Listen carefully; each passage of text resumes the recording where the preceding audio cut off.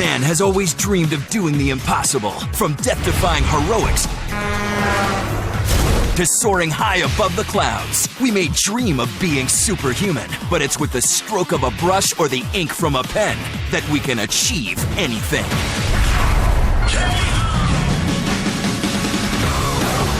Today, these tales of the fantastic are told in the forms of graphic novels, films, and television.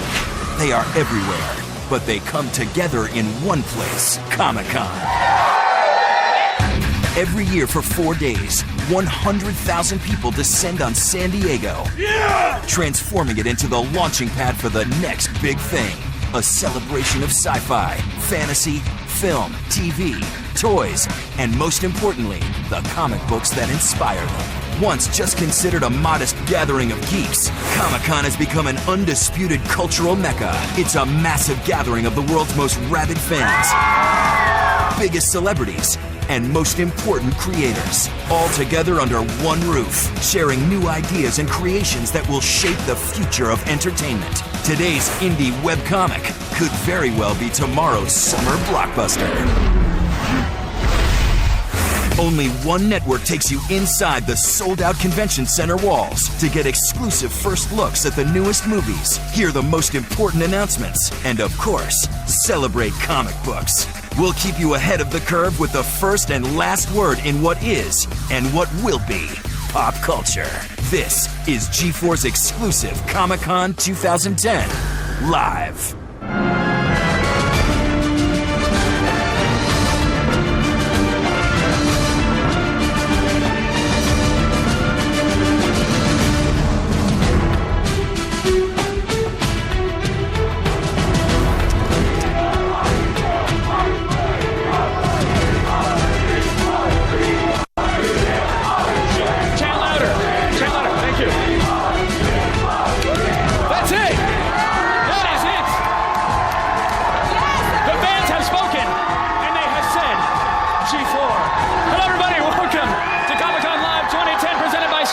And Pizza Hut. My name is Kevin Pereira. It's good to see you. We are coming to you from the San Diego Convention Center, where more than 615,000 square feet of floor space has been transformed in the world's greatest nerd homecoming. I'm losing my voice, but I'm here with you guys. I've just been screaming. But you haven't lost your spirit, Olivia. I still got my Comic-Con heart. She's got it. Over the next 4 hours of live television, we're going to actually take you to every worthwhile booth. We're going to unwrap every envy-inducing action figure, and we'll meet the artists and the celebrities who bring you the worlds that you love. And, I mean, we're talking Zack Snyder. Yeah. Edgar Wright. Nathan Fillion. Jon Favreau. The Fav will be here. And Ryan Reynolds and so much more. I literally can't list them. It will take an hour in and of itself. So coming up in this hour, we'll meet the cast of Marvel's film adaptation of Thor, Chris Hemsworth and Kenneth Branagh. Hopefully they've left Mjolnir at home, because I don't think our insurance policy covers mythic hammer damage, but no. I haven't really checked it lately. We don't even cover accidental spills. Then Batman, Superman, and Wonder Woman all celebrate their 700th issues this year with completely new directions for each hero. We're going to actually head to the booth of the great-great-grandfathers of the comic industry itself, DC Comics, to find out more. And if you've already got desk space cleared out for new action figures and statuettes, worry not, my friends. We'll show you the best of this year's crop of exclusive Comic-Con collectibles. We've also got the world's best team of roving nerd reporters with us on the show floor, taking us into the darkest, dankest corners of the convention center, even the food court. It's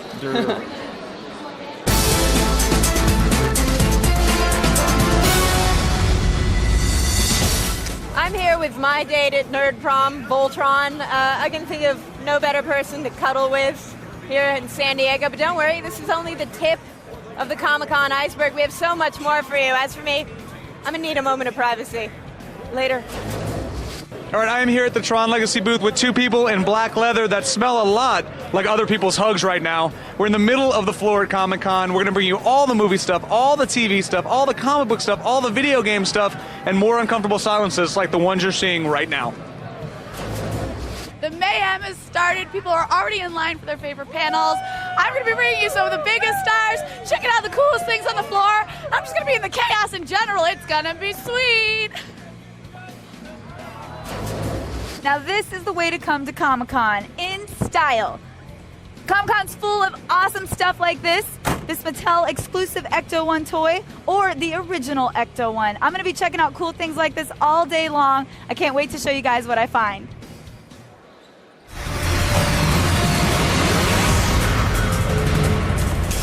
I think we have a pretty big show today. That's pretty epic. Thanks, everybody. Now, the stable of Marvel superheroes is usually a safe and good box office bet, but just because you only know Spider-Man, Iron Man, and the X-Men does not mean that they're out of franchises. That's right. We all know an Avengers movie is in the future, and the next hero to join the super team is the very powerful and very blonde, I might add, Thor.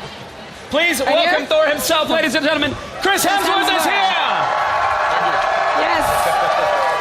This is your future family. Get used to it. This is what barbecues are like. So, Chris, how well did you know the story of Thor when you got the role? I didn't really. You know, I had very limited sort of exposure to comic books in general, let alone Thor. And then since starting to shoot the film, I was inundated with a lot of different things. A lot of Thor comic books, the Avengers stuff. Also some Norse mythology. So, did you see Thor's role in Adventures in Babysitting? Did you happen to see that cameo there? I did, actually. Phenomenal. That's Phenomenal where we work drew a in the lot parking of garage. inspiration from. And this whole world isn't new to you because you played Captain Kirk's dad in Star Trek. You were so fantastic in that. Oh, thank you. It was so nice to see you get a big role like this because you really thank you very much. Take it on. Yeah. Now, in Thor, he goes from like normal, everyday human being to God, I guess, very quickly. It's very overnight. How does that transition take place in the film? How do you actually get your hammer? It was funny because we shot majority of the stuff in the Thor costume in Asgard first, and then transitioned into the Earth-based stuff with Thor and everyday clothes. And it was funny putting on the Thor costume. You can't feel like anything but the character. It's this huge, impressive piece of equipment. Do you also feel every ounce of water leaving your body when you throw in that suit? Like, wasn't there exhaustion and stuff? Like, no, it was. Where did you shoot most of it? LA and Santa Fe, New Mexico. But then, transitioning into the Earth stuff and being back in plain clothes, it was a really jarring. You sort of feel very vulnerable all of a sudden without all the costume to do the work. I guess. Carrying a sword. But it helped, because the character needs to. He's meant to feel fish out of water, in another realm. So. Well, Thor is known for having a really huge. Thor is jacked. Yeah, that's he is ripped.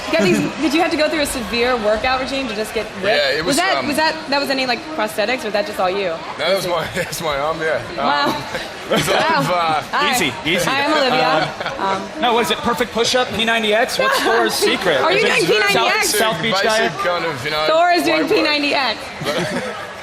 No. It was look, a lot of heavy weight work, a lot of food. That was the biggest thing. Eating, keep the calories in, and keep lifting. And it was funny, since I'd stopped shooting and stopped eating that amount of food, the weight would sort of fall off me. So it was great though. I had a bunch of great trainers helping me. And did you get to bring Mjolnir home just so you could do a workout with it in the backyard? I didn't, and I said very early on to one of the guys, because there were a couple of them, I said, can I take one of these home? He said, yeah, we won't tell anyone. And I finished shooting, and my brother said, so where's the hammer? I was like, I forgot to get it. So I didn't end up with one. Now there's some nerd running around Comic-Con going, you never guessed what I got. They bought it for $100 grand. So was that thing actually, I'm sorry, was it really that heavy, or was it foam? We had a few different versions, the stunt one, and then the one that the walk and talk one. And it was. You never used the stunt one, right? No, of course. Of course not. Just the heavy one.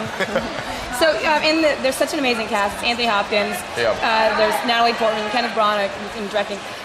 Was that just so intimidating to work with them, or did you just kind of put that aside? It was a combination of excitement and being intimidated at the same time. They're people that I've looked up to for years and have inspired me, and I've admired their work. And so to be part of not only this big incredible film, but with a big incredible cast was it was a blessing. It was fantastic.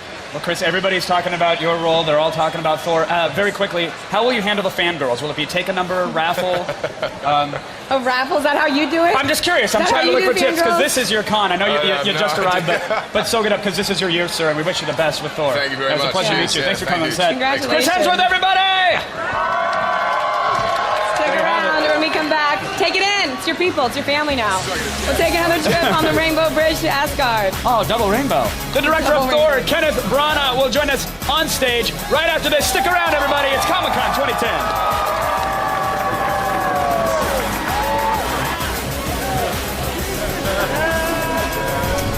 Comic-Con 2010 Live is brought to you by Stride Shift, the unbelievable flavor-changing gum.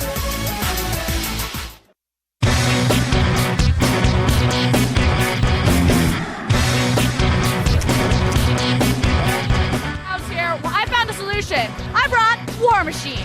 War Machine, go! Yeah, no one messes with War Machine. There we go. All you have to do is count. And at They- one, and they start hey, cheering. what comes after one? Welcome back, everybody. It's Comic-Con 2010 Live, presented by Pizza Hut and us. Yes. The convention is sold out, so unless you got a ticket, we are the best ride in town. Not to mention the only one. True. Now, when you're one of the oldest guys in the comic book business, you have to change things up every once in a while. And some of DC's biggest heroes are celebrating milestone anniversaries this year, and the company is taking them in some surprising new directions.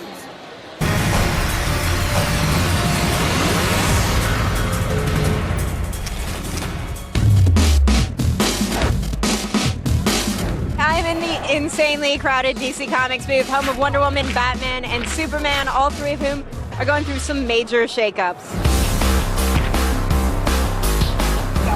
I'm here with DC Comics co-publisher Mr. Dan DiDio. Good to see you as always. Nice to see you too. Comic-Con is insane, as is the internet over Wonder Woman's costume change. Talk about that. Yeah. You know what? It was really exciting for us. So many people asked me, did you think it was going to be this big? You think it was going to be that noisy and so exciting and so much people talking about it? And I said, of course. Wonder Woman is such an iconic character. Her look is so iconic, people recognize it. But we've been wanting to do this for a while. And the best part about Joe Straczynski coming on board, he had a real definitive take on the character that needed a costume change.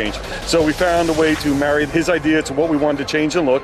We got Jim Lee involved to do the design. So just putting it all together, we felt we had something that was really special, and we knew we were going to get a reaction to it. This new storyline is a much darker sort of take on the character, correct? It is. It's a much, we don't want to use the word street level, but it's a much more relatable story. She's lost everything she knows. She's not sure who she is, and she's being hunted down, and she's traveling through the streets of the city trying to basically find her identity. This is a story that has a great level of mystery, and hopefully can bring people on board. This time last year, Batman was dead. He was lost in time, and now he's on his way back, and you have a bunch of changes for the Batman line. Oh, there's a bunch of changes coming down the pike. David Finch is coming on board. Grant Morrison's sticking with it. We got a lot of twists and turns down the pike, and even though Bruce Wayne's returning, we're not saying 100% whether he's going to be Batman again. Gotcha. And it's called Batman Incorporated, is that right? Absolutely correct. As you might tell from the name, we might have more than just one Batman floating around the DCU. Wonder Woman's got a new costume. We have maybe two Batmen, and Superman is walking everywhere. Explain. What we wanted to do is show Superman's humanity. And what happened with Joe Straczynski, he came to us and said, we understand that Superman's iconic. We understand that he inspires people, not just in the stories that they tell, but really people themselves who read the comics. We wanted to really touch upon the sense of Americana and the sense of who he is and how he inspires people, and by putting him down on the ground, walking and meeting people from city to city. And we ran a contest for where else he wants to do, and we got a lot of submissions, and we have a lot of people relating to who Superman is, how he has affected them, and we're going to work those ideas, those stories, and even the people who wrote those stories into the stories themselves as this one unfolds. Nice. So big changes for the big three DC characters. Dan, thank you so much. Always great to see you. Okay, that's it for me from DC, but before I go, there are 3 exclusive collectible figures sold here by DC Direct. You got the Black Lantern Hal Jordan, the Arkham Asylum Battle Damage Batman, and the White Lantern Sinestro. Of course, you can only get them at San Diego Comic-Con, which is why this one's coming home with me. Awesome stuff. All right, everybody. Break out your backpacks and t-shirts, because Comic-Con's just getting started. We'll have the cast of Green Lantern, including Ryan Reynolds and Peter Sarsgaard very soon. Yes, then, more mythology. We're going to have Kenneth Branagh, the director of Thor. Right after this, stick around, everybody. Comic-Con 2010. Yay!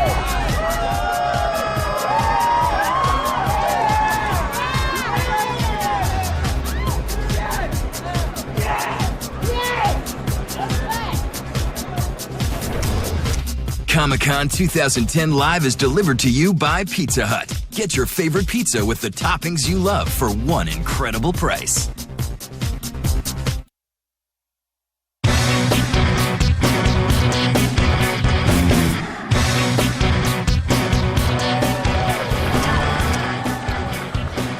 Hey, everybody. If you like your comic book movies laced with bloody Norse mythology, there's really only one hero for you. Joining us now is the director of Thor, Kenneth Branagh. Hello, Kenneth. How are you, sir? I learned how to Welcome. pronounce your name. Can we just put that out there for the world? It's not Branagh, it's Branagh. Like banner. Yeah, exactly. With a BR. Perfect. There it Thank is. you very much. Thank you. Very excited to have you here, first of You're all. very welcome. It's nice to be here. Here's the thing. You've really made a name for yourself as a Shakespearean actor and director. Shakespearean to Thor. Explain that leap to me for a second. How did that work for you? Well, it's got epic stories, you know. I mean, I started with a movie that had an epic battle in the middle of it. It had war and politics and family dynamics and sibling rivalry and, you know, savage Europeans hacking themselves around and big things being discussed. So we travel across worlds and we have space travel and we have crazy monsters and all of that kind of combination. I like it. I like it. It's irresistible. It's in my DNA, I think. Very nice. Were you a comic nerd, or did you only follow like Thor? Because I heard that you read like Thor was your comic going on. Yeah, it was. Yeah, I mean, I was aware of American comics. I was aware of things like Spider-Man and Batman, but I really loved Thor. What was it about Thor that touched you? Do you know what I really liked? I liked the way they treated the word itself. I liked it on the cover. It really rang out. It's not a very sophisticated answer. You judged it by its cover. I judged that Look book at by that. its cover. Well, then and he looked good, and he looked kind of powerful, and he felt like a sort of primitive, you know. And that, and in the stories, this thing between brute strength and a man who has to learn maybe to think a little bit as well to be the right kind of warrior. There's good tension. I was really excited when we had the still of the first still image from the movie. And that's kind of, you do judge it, right? Everyone judges that like you did. Yeah. And I remember when we saw it, you just kind of felt, all right, like it felt really real and gritty, and felt like you guys knew what you were doing. Well, the curious thing about doing movies about gods is what you end up being attracted to is the human bits of them. So you do want it actually to be very real and human. It doesn't stop them being gods because they're very powerful and they have superpowers. But I think Chris Hemsworth, who plays Thor, and all the others, Tom Hiddleston, who plays Loki, they really went for everything that is, being real and truthful and naturalistic, but also, very well built and kicking a lot of ass as well, which they do. But I mean, working on a film about gods is one thing. Working on a comic book adaptation is a whole another beast. Especially coming from the whole Shakespearean. Yeah. So was there any pressure to stay true to certain aspects of the comic? Did you feel like you could take liberties? Because of coming from a place where people very passionate about classical material, you had to get used to the fact that you listen to people who have different ideas about what's authentic and what's not authentic, but you got to follow your own instinct. The great thing about moving into the comic book world is you have amazing talent that is able to put into pictures incredible designs, incredible thoughts, and so it felt as though you could combine the best of the two. Listen to the passionate fans and all the people who are steeped in the comic books, but really make that leap to turn it into a movie and go for the visual effects. Did you have to battle out to become the director of this movie? Was there an actual hammer battle? Did you seek it out? Was there a hammer battle? There was a hammer-camera battle. Oh! A camera-hammer battle. With the flip just flipped? You just put some stuff together on a flip camera, US Thor. Yeah, and you really beat him up. I read on a forum that the hammer itself is now not in a cave. You've adapted it, that it's purchased off eBay. Is there any truth to that rumor? Well, it made it so much simpler, just there it is. Cost-effective, and I think people are going to appreciate it. It doesn't look quite the same, but When are we going to see it, Kenneth? I know that there's a panel coming up. Could there potentially be a clip? Well, we're very excited to be here, and we wanted to come and tell us. I feel like you're starting off like on that. Yes. You feel like you're going to yes us about we'll see something soon. Well, we want answers. We want real answers. You're pushing me, aren't you? We'd like to see something. What can I say? I feel like I'm being interrogated in a beautiful way. Oh, thank you. But I think that we want to give the fans who come to the panel something to walk away with that they'll be very excited about. I don't think they'll be disappointed. They're all getting a hammer? They may get a hammer. They may get something else. The Thor Oprah approach. Yeah. Very cool. I love it. But I think we have some very interesting things to show, discuss, and tell. Well, so far, all the buzz has been really, really fantastic about it, and we put together a great movie, from what I heard. Thanks very much. We have a great cast, a very exciting story. We're right in the middle of it, but it's a great job to go to work to every day, so I'm very thrilled. Kenneth, thank you for coming on stage and sharing it with us. You're very welcome. Best of luck with your panel, sir. Nice to see you. You guys, Thor hits theaters next May. Thank you again for joining us, Kenneth. We appreciate it. You're welcome. And if you get sick, don't get mad at me. I told you not to shake my hand. No, mind over matter. No, mind over matter. He said, I'm not sick. I'm not sick. I'm not sick. All up here. Okay. Don't forget, you can You're get like, it all doesn't your matter what my mind says. Get Comic-Con 2010 news, photos, and videos at g4tv.com/Comic-Con. All right, coming up, we've got Captain America's Hugo Weaving and Chris Evans on deck. But first, sharpen your fangs, everybody. It's about to get a bit more vampiric up That's here. right. We're meeting up with the cast of True Blood right after this.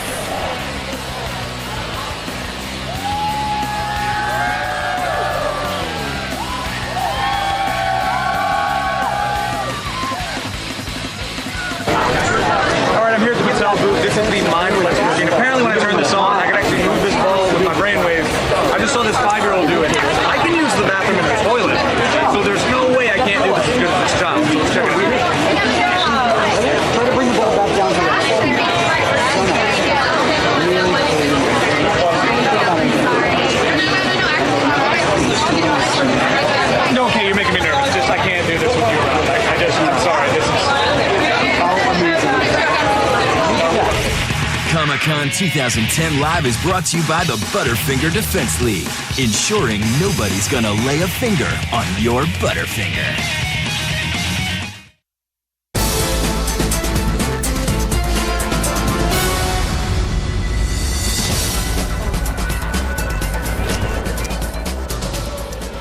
Hey everyone, I'm out here on the show floor with people that are awkwardly quiet for Comic-Con. So let's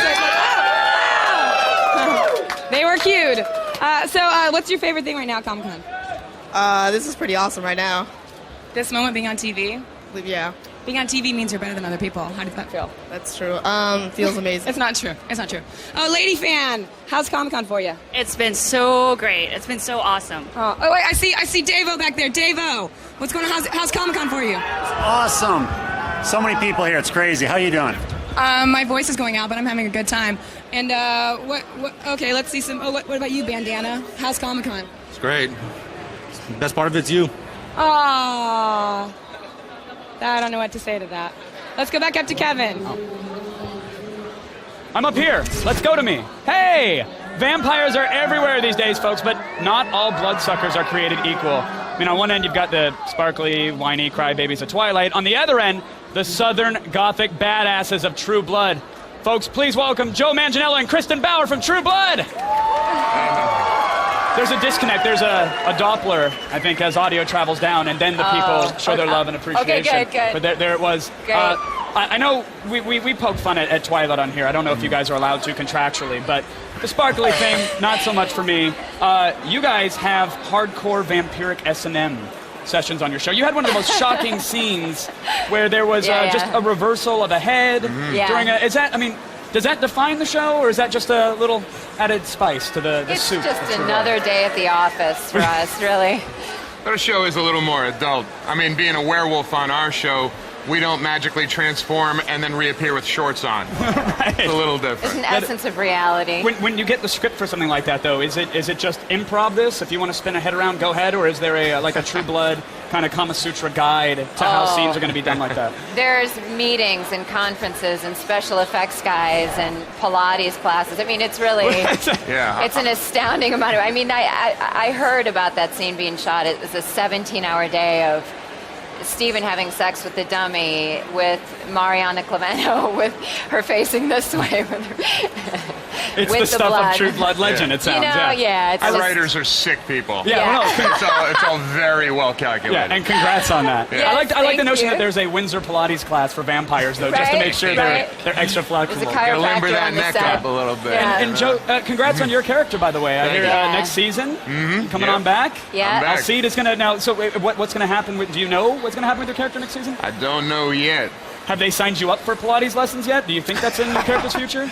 Not yet, but my trainer's phone number is definitely on speed dial. So good. Yeah. Well, this is you got to stay in shape now. like you gotta he's just really terrible shape. You were showing the abs last week. Now, do they give you a heads up on this so that way you guys can? You do. You get a script, and then you also get a wardrobe fitting. And so that's where you really get incentive. That's where you find out, yeah. Yeah. Now, you guys had your panel, and you were saying it was craziness. You guys felt like rock stars there. Yeah. Any secrets, any juicy tidbits from the True Blood panel? There's going to be some amnesia next season.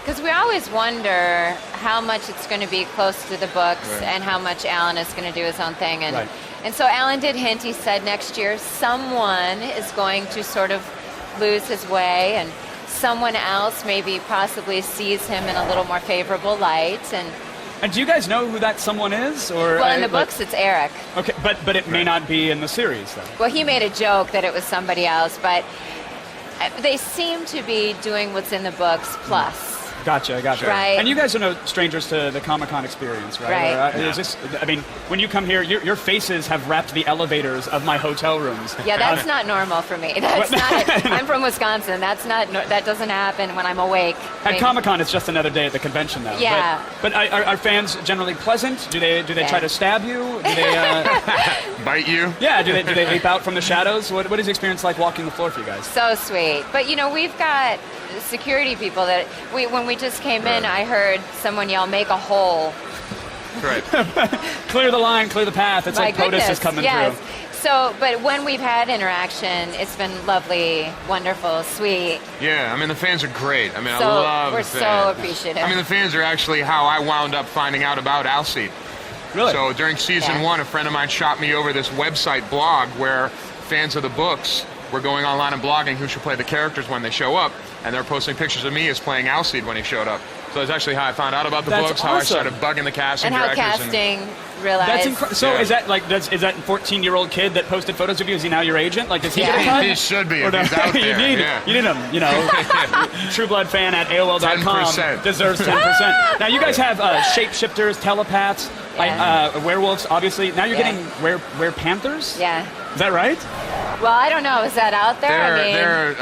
There are rumors. I mean, I cannot confirm or deny, but I wouldn't be surprised. When someone says that typically means they're confirming. Yeah, it means guilty. So were-panthers. One wink for yes, Pretty two for no. amazing. Yeah. And then also, there's something in the books. There's witches in the books next year as well. So witches and were-panthers, oh my, it's going to be insane. Oh, yeah. Well, we're also going to find out what Suki is.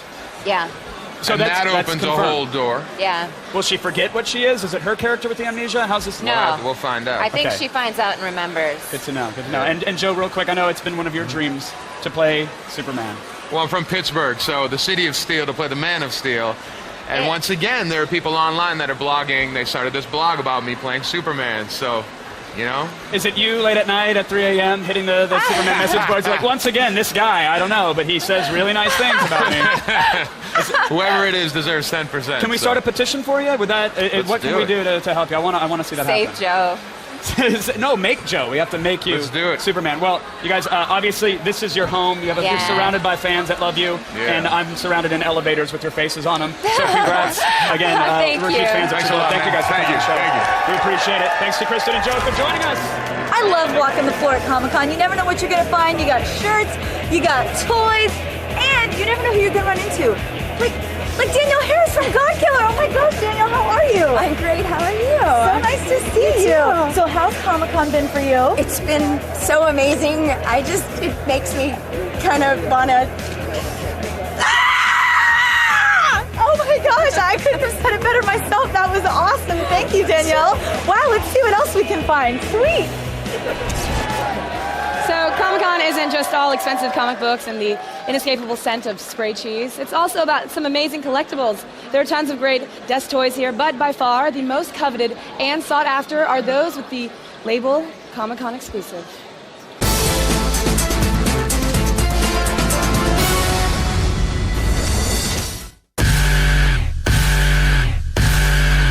Comic-Con is the only place where grown men can play with toys and only be judged by the quality of said toy. Let's take a look at some collectibles that won't get you laughed at work. Probably. This is our clone lieutenant. This is an exclusive to Comic-Con this year. All the armor, it's all separate pieces. The fabric suit itself is tailored for the body, so you still have the articulation, and you can pose them and display them on a stand however you want to. It comes with the blaster, and then he's got another set of hands that are like fist hands. Excuse me, I gotta change my hands. My blaster's not gonna do. I need my fists. You never know. How much is this guy gonna cost you? This one here is $119.99.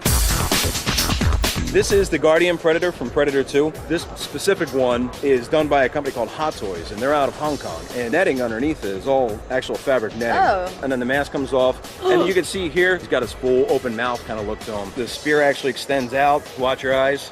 Yeah, exactly. Plus he has rubber dreads. Yeah. These things are awesome. This guy is $185. Right when the Secret Invasion thing happened, we found out that Spider-Woman was indeed the Queen of the Skrulls. We created this specifically for Comic-Con. This one is $199.99. Ah, she's the priciest out of all of them. Well, you guys do boobs very well. Well, thank you. Leave it to Mattel to take a robot chicken joke and turn it into an actual toy. Molar, the attorney and dentist. It's so cool to bring in a remedial task like going to the dentist into an action figure. What does the whole package include? Oh, you got some great dental instruments, as well as some floss. And, the Skeletor himself is, I think it's the only one we've ever done with the gap tooth. Obviously, he comes with his traditional weaponry as well. We're retailing at Comic-Con for $40.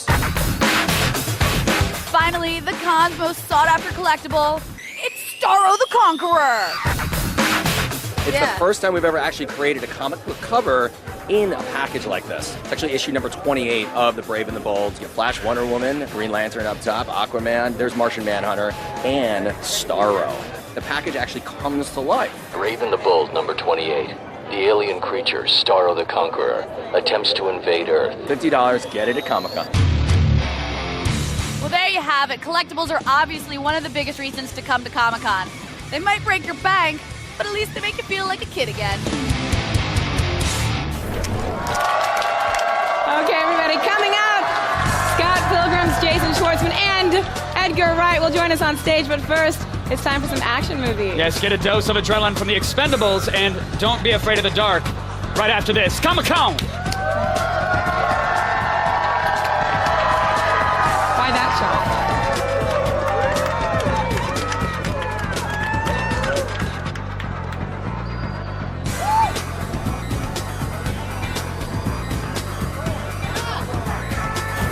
Comic-Con 2010 Live is brought to you by Geico. 15 minutes could save you 15% or more on car insurance.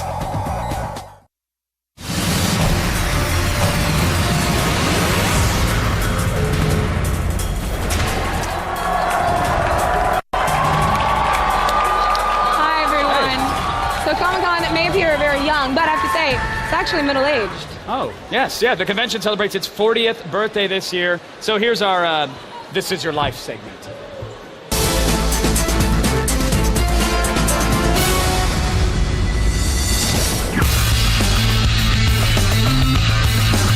Comic-Con celebrates its 40th anniversary this year. We know it as a crowded, star-studded event, but its beginnings were much more modest.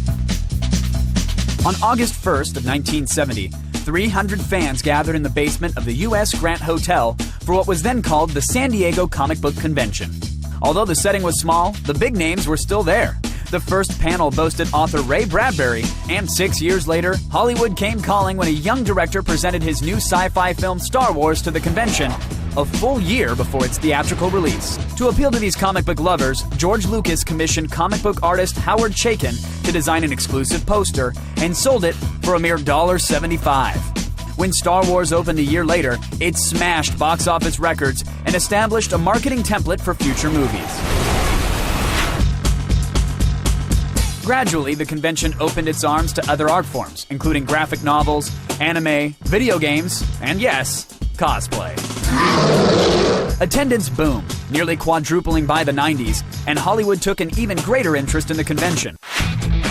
Today, the convention has grown to more than 400 seminars, workshops, and panel discussions, with devotees camping out days in advance to attend the most popular events. Eventually, organizers capped Comic-Con's attendance at 125,000. But the fans kept coming. Every convention since 2008 has sold out completely. Today, although Comic-Con may look a lot different than when it first started, at its heart, it remains unchanged. A celebration of the things we love and a chance to walk among our personal superheroes.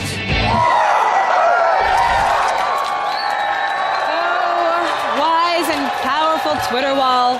What are some real-time reactions to Comic-Con? Well, we have to read them. It doesn't speak to us. But what Watching do we got? at G4 Comic-Con. Get that to trend, people. Oh, yeah. And very impressed. True Blood for the win. Totally for the Very win. exciting. Sarah Helsing says, I'm glad that the Thor director is a fan of the comic book series. That means he'll be treating it with respect. Well, yeah. How much did you love Kenneth? I'm going to call him Kenny. What? K-Bizzle. K-Dog. He's down K-Brizzle. with it. I think, yeah, I mean, of course he's going to want to treat it with respect. I don't think any comic book director of a comic book movie goes, oh, here's the source material. I can't wait to tear up some pages. I could name one who might have done, like, a sequel to something. Maybe not on purpose, but, Yeah, well, but he definitely is definitely a fan. And, Kenneth's fan, and true. He's a really great guy. So next one, Party Downer. Loving the interviews and segments straight from the Comic-Con floor makes me less sad that I'm not there in person. Doesn't matter. You don't have to be here. We're saving you some money. We're saving you some gas and some ill-fitting spandex. No, maybe she would just go as a normal person. Not everybody has to wear spandex. Maybe she's in costume on the couch right now watching us. Oh, that would be great. Even more bizarre. I hope it's true. Thank you, Twitter wall. Thank you so much. Comic-Con isn't just all muscular dudes in tights or on printed pages or muscular guys in tights on the floor or way less muscular guys in tights on the floor. It's also a place where Hollywood comes to promote some of its biggest movies. Yeah, here are some of the most anticipated thrillers en route to a theater near you.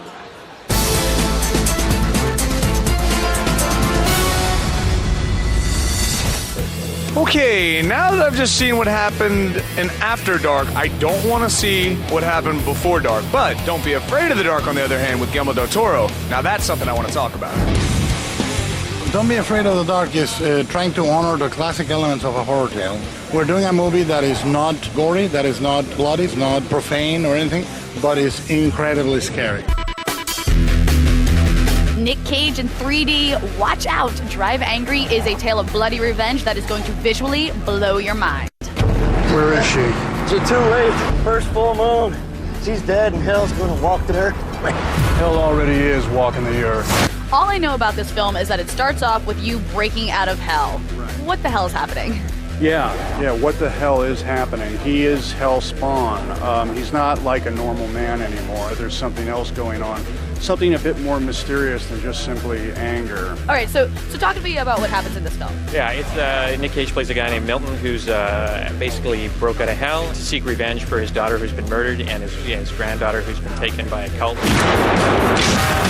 I really liked doing this movie because I get to be behind the wheel. It's all fast cars. I mean, I went through drive training, went to the gun range. They killed my daughter. They took her baby. I am going to get her back. Lots of explosions, lots of guns, lots of things go bang. Everything you want from a Saturday night. It's a good fun time, and it's all in 3D. All in 3D, baby. What? You want a little more grit with your action movie? All right, let me run a couple names by you. Sylvester Stallone, Steve Austin, Randy Couture, Terry Crews. Yeah, you know what I'm talking about. The Expendables. So tell me about that time that you broke Sylvester Stallone's neck on this movie. The biggest thing I learned from Sly was intensity. I mean, he kept telling me, really, Steve, bring it. It was 2 days worth of fighting, and it kind of took its toll on him. What happened to you? Got my ass kicked.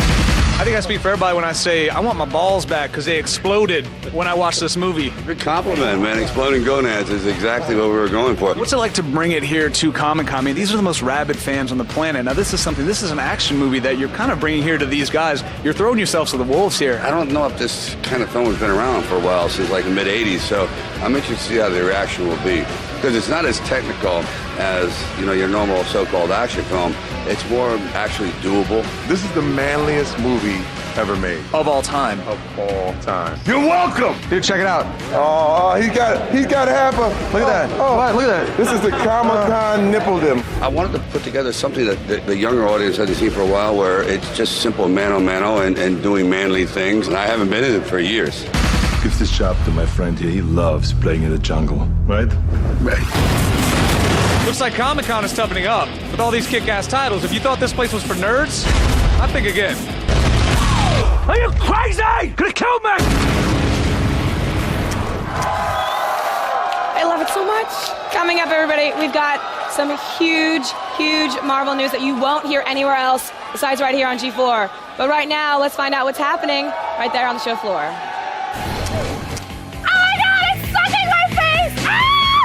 Just kidding. But it's cool because you can find all over the floor of Comic-Con. But you know what?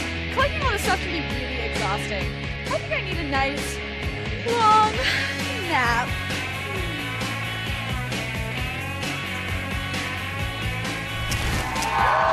Thanks, Allison. Stick around, everybody. When we return, we're sending you back to college. The cast of Community is up next. But Kevin, what are you most excited about at Comic-Con? I can't hear myself think right now. I feel like I'm on the set of a very, very sweaty 300. Lots of awesome costumes all around, but perhaps the sweetest one I found on the show floor all day. What is it? Oh, it's the Kevin Pereira costume. So, how did this come about? You went to Baby Gap, got an extra small. Oh, yeah, pretty much. Yeah, I just destroyed this t-shirt and had my tie. And what's it like walking around the Comic-Con show floor as the most generic white dude here? Oh, it seems pretty average. Nobody really seems to care. Yeah. No. I haven't taken any photos with anybody. It's like, come on, guys. It sounds like you're getting the Comic-Con experience as me, so thank you. Thanks for dressing up. Does anybody have a cup? Because I have a 2 Kevins, 1... No? Just a... No cup? All right, never mind. Hey, more Comic-Con coming up after this, everybody. It's me.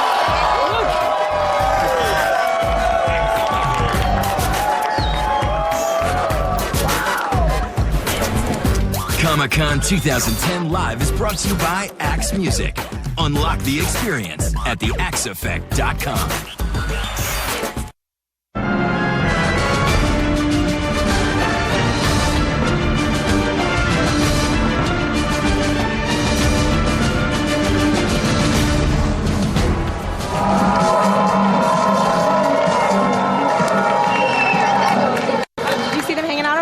Huh? Welcome to hour 2 of G4's Live. Oh, sorry.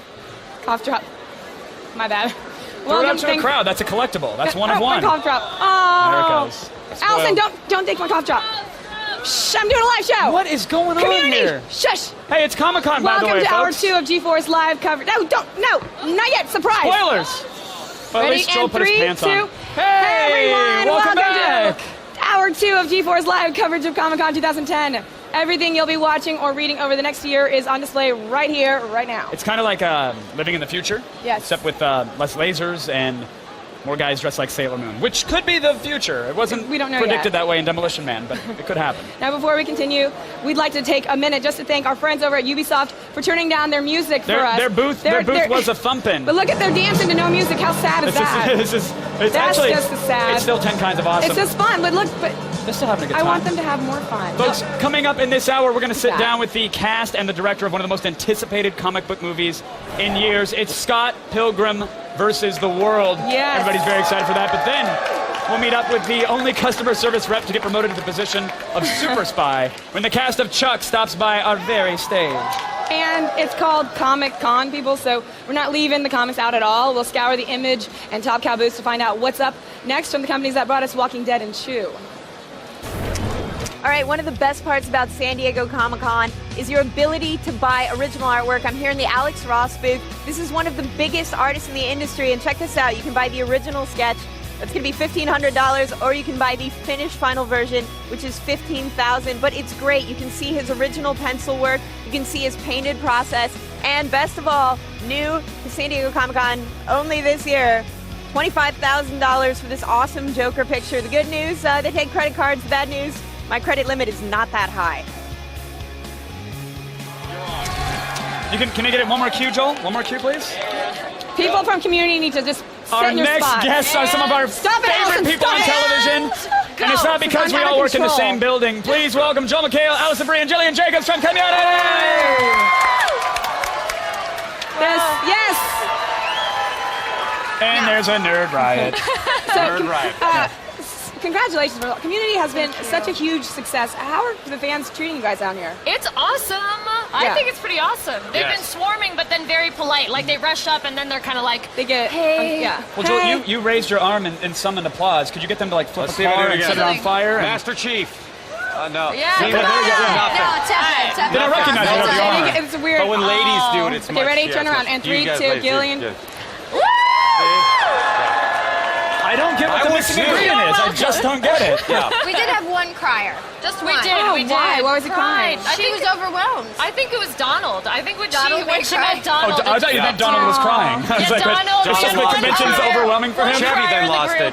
Chevy. Out of a number of orifices. Poor guy. Well, you know what? Maybe she was crying because you're a whore and you cheated on her with her. No, How was that? she wasn't into me, and so I had to move on. I prefer slut to whore. My bad. I'm sorry. Yeah. My bad. Tart. But would you like to get into the Yeah, tension? and you're saying that No, you're I'm wearing actually those having a boots. good time These enjoying boots it. are my whore boots. I wear it proud. Yeah. Those It's boots true. were made Look for at her. horn. She tries to dress like a Kevin, lady, you but should she's think not. about maybe It's getting not a pair of lady those. outfit. It's a comic bookie. I got neon. Oh, really? Is that what it means in comic books? Yeah. Jillian, what are your thoughts on the actual love triangle on the show?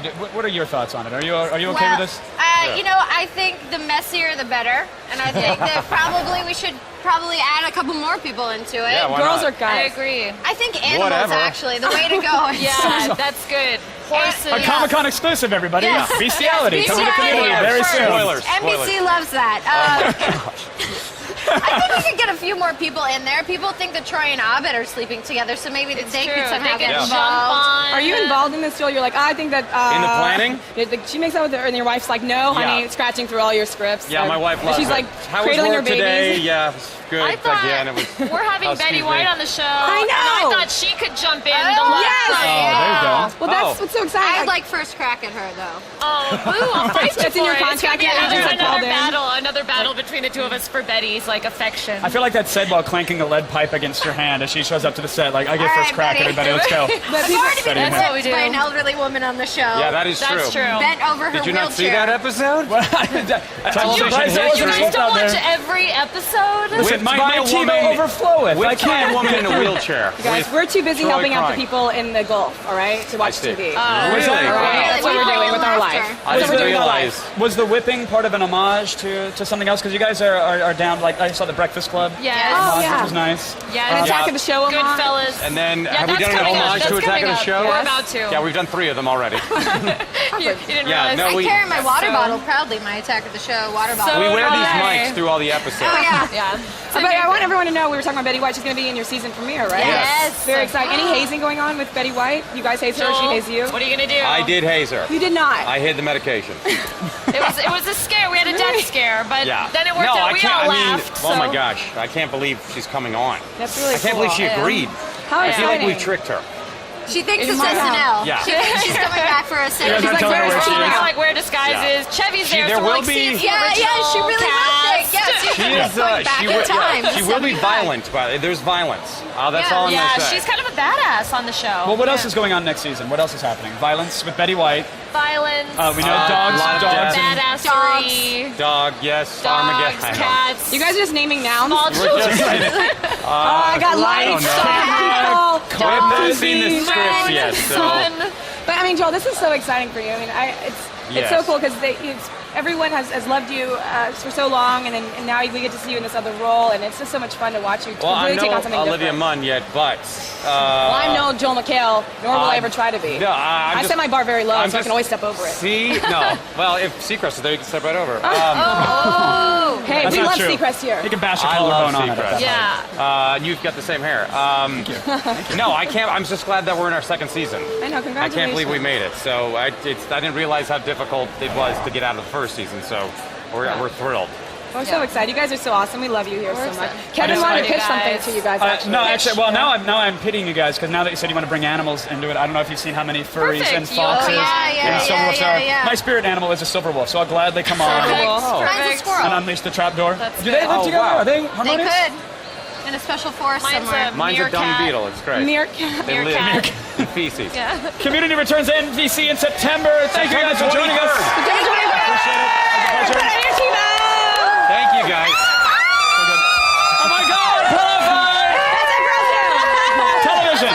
That's what you're watching right now. Unless you're on some sort of future device we don't know about. That's Future what it is. device. Joel, Thanks, we Joel. Thank you. live. Thank you. It's also what you'll use to watch some of the new sorry. programs announced at Comic-Con. Like think the he would've DIY learned when walking that way. superhero show, The Cape. There's a I mean, highly smudge on the anticipated prompter right here. TV. Sorry. The Walking Here's The Dead, Walking that's Dead. Community, Thank you, that's Community. Joel. Walking Goodbye. Dead, guys. Package. Stop. Just go. Roll it.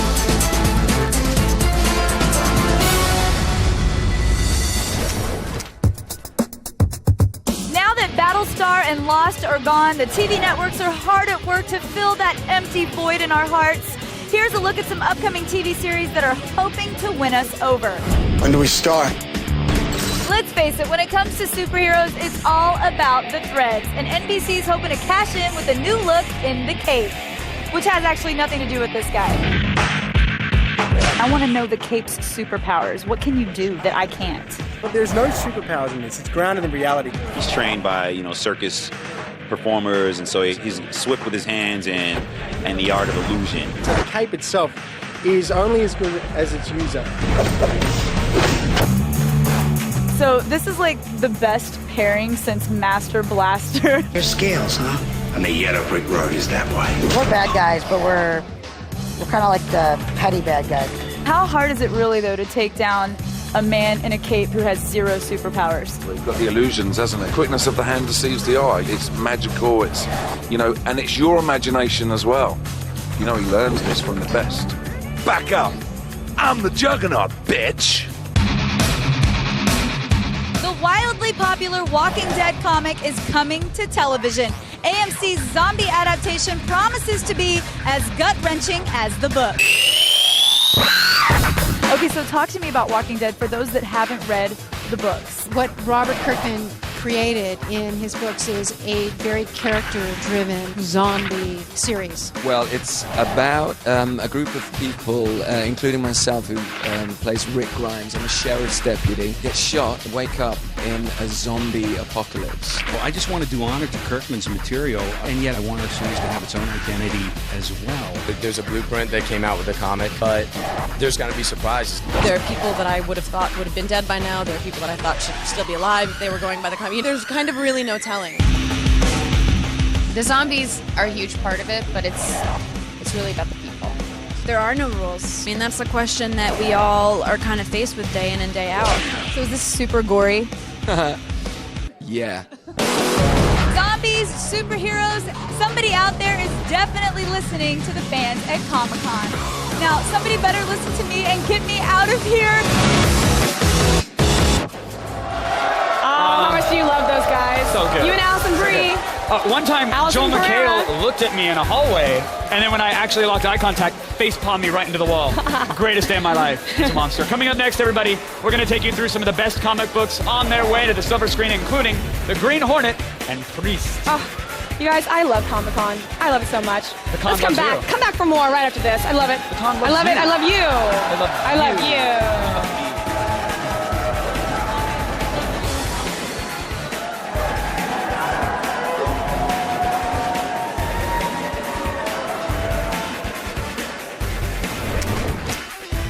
Comic-Con 2010 Live is brought to you by BlackBerry.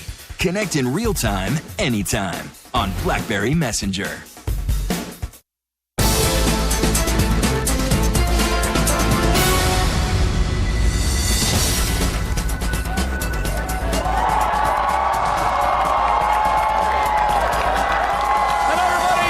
You're watching Comic-Con 2010 Live, presented by Stride Shift. Now, it's no secret that Hollywood looks to the world of comic books for inspiration, from the Rocketeer to Kick-Ass and everything in between. The transition from page to silver screen can make for some amazing movies. And here's a look at some of the comics that are making their way to your theaters very soon.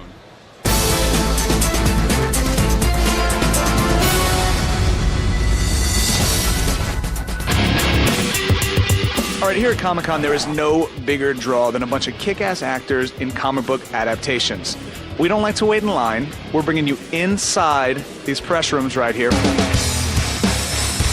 First up is Red. They're retirees. You can't just flip a switch and become someone else. What are we supposed to do? I do take the odd contract on the side. Everybody got involved with it because they like the story and they like what the script became. We're getting the band back together. You're always longing for something that will be very different from what you've just done. Blow it out of the water, if you like, which this one does. My character, just a knucklehead CIA guy that used to assassinate people for a living, has fallen in love. Hi, this is Sarah. It's Frank Moses. We ended up trying to weave action and romance and comedy all in the same 90 minutes. From the Far East comes Priest, a post-apocalyptic western, minus the cowboys and Indians, plus vampires in 3D.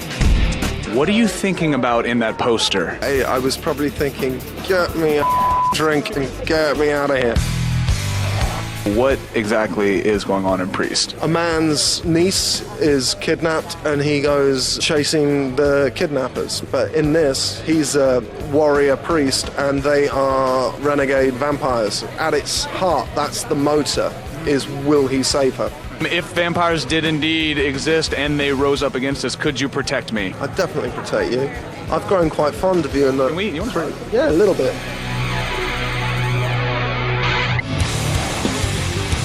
What do we call it? The Green Hornet. The city needs our help. Are you nervous at all? Go big or go home, man. That's my motto.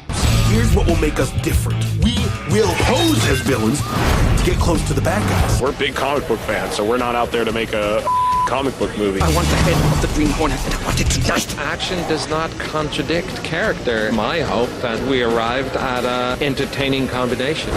If you could pick one thing from this movie that people are going to walk away thinking or feeling about the Green Hornet, what's it going to be? I've been pitching this. Our big final car chase. One of the best car chases you'll ever see in a movie, I think.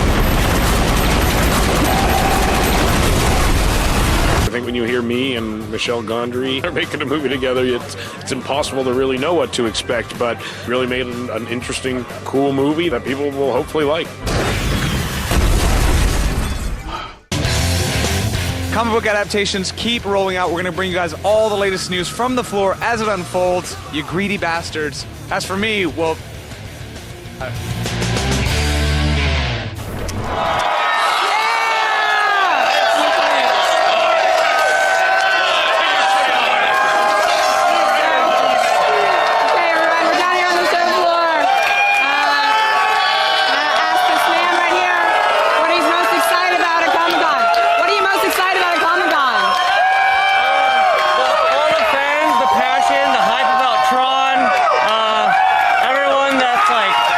The movie Tron coming out and everyone loving Daft Punk. It's great. He loves Comic-Con, that's what he said, basically. So what about you? What are you excited about seeing at Comic-Con? Spartacus, Blood and Sand.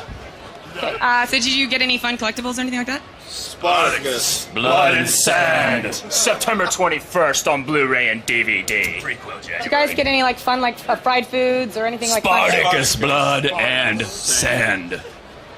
Kevin?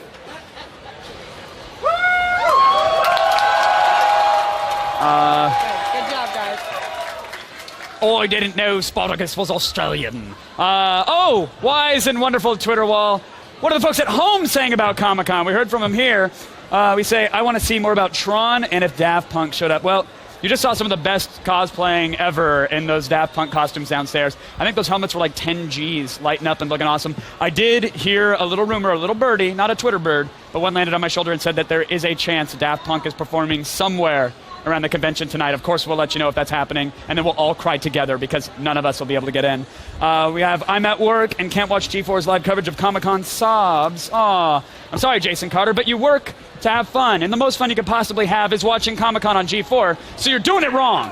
Figure it out. And finally, Craig Legg, he's a Twitter wall regular. He says, what is the best cosplay you've seen? Well, we just saw the Daft Punk guys downstairs. They were great. I'd say Spartacus, Blood on the Sand, just because it's in my head, ringing around. But really, the guy walking around is me. I mean, come on. There's somebody who is not going to get laid at the convention. Congrats on your amazing costume. Stick around, everybody. Hawaii Five-O's Daniel, Dave, Kim will be here right after this. And he's got tales for you.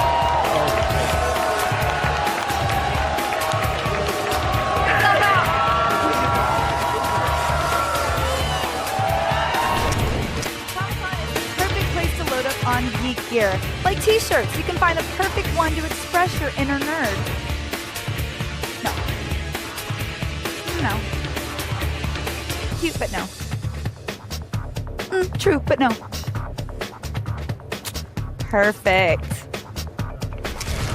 Comic-Con 2010 Live is brought to you by Stride Shift, the unbelievable flavor-changing gum.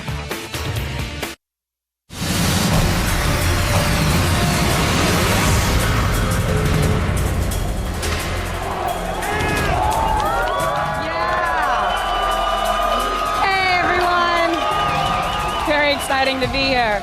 Our next guest must love islands. He just spent years trapped on One and Lost, and now he's headed back to fight crime in a reboot of the classic Hawaii Five-O. Joining us now is another Asian, Daniel Day Kim. Asian, hi.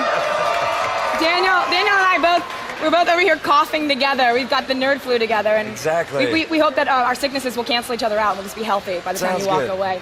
So I am so glad that you stuck around an extra day to come to our show, because I heard when you came to Attack of the Show on our set, you were asking about me and I wasn't there. Yeah, no, it was good. I was bummed to miss you. You know, like anytime there's another Asian American doing cool stuff, you know, I want to know and meet them, and you're doing great stuff. So I wanted to say hey. Well, I'm glad you're here now, and I'm so excited because like Hawaii Five-O, I'd read the script and it was such a great script, and then I heard they put you on it. It's a great casting on their part, and it was interesting because. Like Hawaii Five-O was, you know, a show from back in the day. So how is your show going to reinvent, you know, a show that, you know, was on for 12 years and people loved already? Well, I think television's changed a lot. You know, I mean, it was a pretty iconic show in its day, but you know, if you watch it now, people have different sensibilities. So what we're doing is updating it and modernizing it so that people like you and me are going to sit down and want to watch. You know. But is it like there's every day or every episode there's some kind of situation you guys are like just fighting crime and kicking Yeah, ass. you know, there's some crime fighting involved, I believe. Lots of sex and awesomeness. Good guys, bad guys, action, girls in bikinis, Hawaii, you know, it's all there. that stuff. Well, you guys have to be doing something right because, you know, for a new show that no one's seen yet, it's hard to pack a panel room. And I heard you guys was packed. It was packed, and I was really surprised. Well, you know, we've got Grace Park on the show, and she's Battlestar Galactica, and you've collected it with and you collected all of the nerd royalty and put it into your show. That's right. They've got people from Galactica, Moonlight, Star Trek, Underworld. They're all working on Hawaii Five-0. So do you guys sit back and go, oh, it's so hard being a normal person on the show. I want some kind of cool superpower or some kind of, it'd be great to travel through time. I think it's actually cool not to have any superpowers or not be in space. You know, I think it's cool just to be a human being. You lost me as it wouldn't be cool to be in space. I just shut down Daniel Day Kim. Come on now, I've done my time in space, you know. You have done your time in space. Now, at a convention like this, are people still asking you about Lost? It's such an epic series. Yeah, no, at the panel, you know, people were asking a lot of questions about Lost, and as I walk the floor, you know, there are a million questions coming at me, but it's good, you know. Lost was a really influential series, and this is kind of the demographic of the show, so I'm happy to talk about Lost. So did you ever move away from Hawaii, or did you stay in Hawaii and then get the script for Hawaii Five-0 and just kept staying there? You know, I got the script for 5-0 while I was still there, and I shot the pilot as I was shooting the Jin and Sun death scene, so we were shooting both of those things simultaneously, so I never left. So then now you're here at Comic-Con, and you're here for Hawaii Five-0. Is there anything that you want to see in particular, or you just kind of get ushered around like everyone else? You know, yesterday it was really cool. I'm kind of geeky, so I wanted to walk around on the floor, but I didn't want to do the whole security thing, so... Did you put on a mask? I popped on a mask. Yeah, which one did you wear? I wore V for Vendetta. Yeah! And Grace Park wore a clone trooper mask, and we were wandering around like for an hour. Not a single person came up to us. Did you see anything that you really liked? You know, I'm a sucker for lightsabers, so I saw those big Star Wars lightsabers. I got two. Were they expensive? They weren't as bad as I thought, actually. Okay. But these are supposed to be the indestructible, like heavy-duty metal ones. So does Grace Park get anything? You know, she got some stuff over a giant robot. Nice. Yeah. I love the idea of you and Grace Park just walking around in your mask around Comic-Con. No one knows. No one knows at all. Well, congratulations on the show, Hawaii Five-0. Everyone's so excited about it. So glad we got to meet you, Asian. Yeah, give it up. Stay Asian. Thanks for joining us, Daniel. Hawaii Five-0 premieres on CBS September 20th. Kevin. I am Have not you walked Asian. around? What would Comic-Con be without the comics? The answer? Probably Dragon Con. But lucky for us, Comic-Con does have comics, and Image and Top Cow are two of our favorites. So here's what they have in store for you fans this year.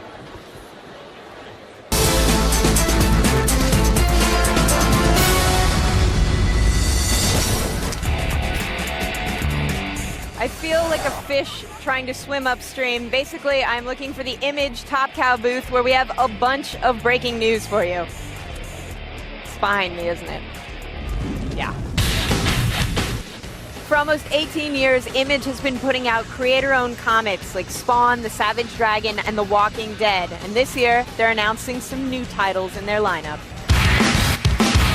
You have some big stuff on the agenda, including 2 new books from Mark Guggenheim. This is the guy who's actually co-writing the Green Lantern movie. Indeed, we've got 2 books. The first is called Utopian. The story behind that is what happens when the superheroes have finally beat all the bad guys. And the second book, it's going to be called The Mission, and this guy Paul gets visited by an old guy who says he's the Archangel Gabriel and asks him to murder a guy.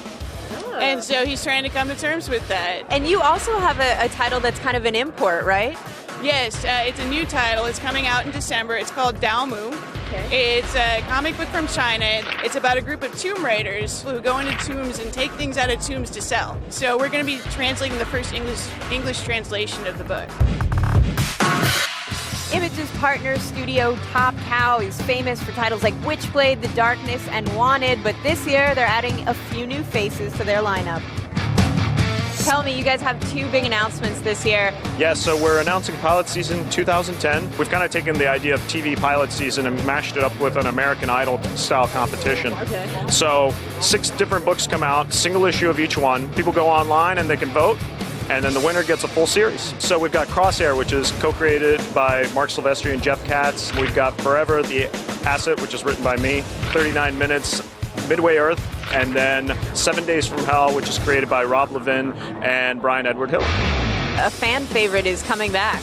Yes, the Pit is back. Okay. So we're really, really excited to announce that Dale Keown has basically given us the rights to publish new Pit comics as well as collect old Pit comics.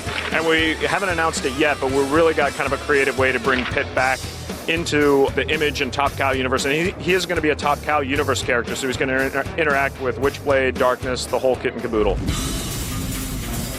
All right, we have new comics, import comics, out-of-print comics. We even have a Walking Dead t-shirt. Bottom line, I have a lot of reading to do, and I'm about to be very poor. I think I have found the coolest booth at Comic-Con. I have never seen something so disturbing, yet so absolutely adorable. It's I Heart Guts, and it's all cute, little, fleshy, adorable innards. I just picked up a uterus. It's so cute. It goes somewhere around here, I think. And my personal favorite, the testicle. Love you, Comic-Con. Out of all the plushies, the uterus and the testicle. Allison Hayes at the middle. And hopefully you guys like what you've been watching so far. If not, screw you. We don't care. It's our show. No. But if so, if you do if you do like it, you should probably be watching Attack of the Show weeknights at 7. Why? Well, it's TV's only source for all the stuff you care about. Especially if you care about viral videos, gadget reviews, exclusive comic book news, or talking sex offended mannequins that we actually blow up later. Sex offender mannequins? Mm-hmm. Yeah, especially the last one. For more info, go to g4tv.com/AOTS or just don't change the channel ever.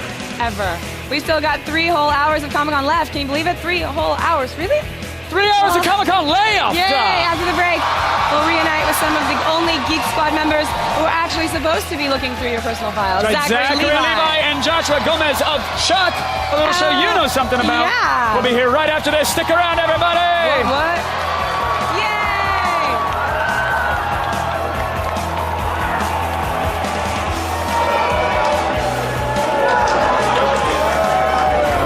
Comic-Con 2010 Live is brought to you by Geico. 15 minutes could save you 15% or more on car insurance. Welcome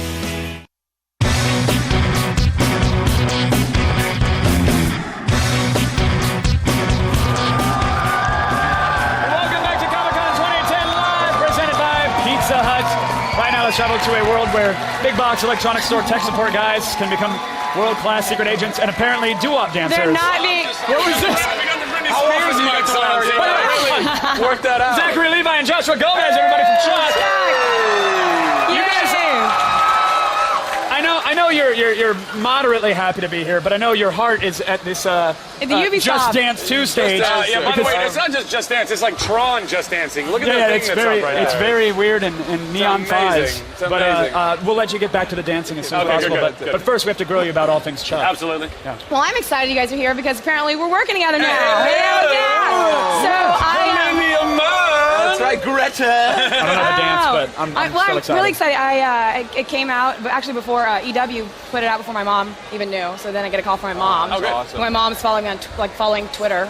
Following Osceola Files on Twitter. Who's this Chuck creep I hear about? What are you doing on Chuck? What are you doing? I got the character breakdown. I was an old Italian man, by the way. Hey, what are you doing to Chuck? So your mom, so what? Well, so then I got they said, here's this role, would you like to do it? And then I said, yes, but I don't really know much about it. Do you gues know anything about what I'm doing? I know we should on Monday. I want to ask you. You're assuming that they tell us anything. I think that's the first mistake. Can she play your mom? No, she cannot. And thank God for that. No, you're not. Because we see season finale. Yeah, it's like Back to the Future kind of thing. Linda Hamilton is playing my mom. Is she? And if you guys, I would love to see you guys fight it out. Yes. If you want to be my mom, you and Linda Hamilton, a little fisticuffs. You got to do some pull-ups. You got to get that little Linda Hamilton, Terminator. You're fine. Pump on. Yeah, I don't want to go up against Linda Hamilton. No. I would I'm just glad you said cuffs at the end of that motion. No, I appreciate it. Totally different episode. Old-timey. Totally different episode.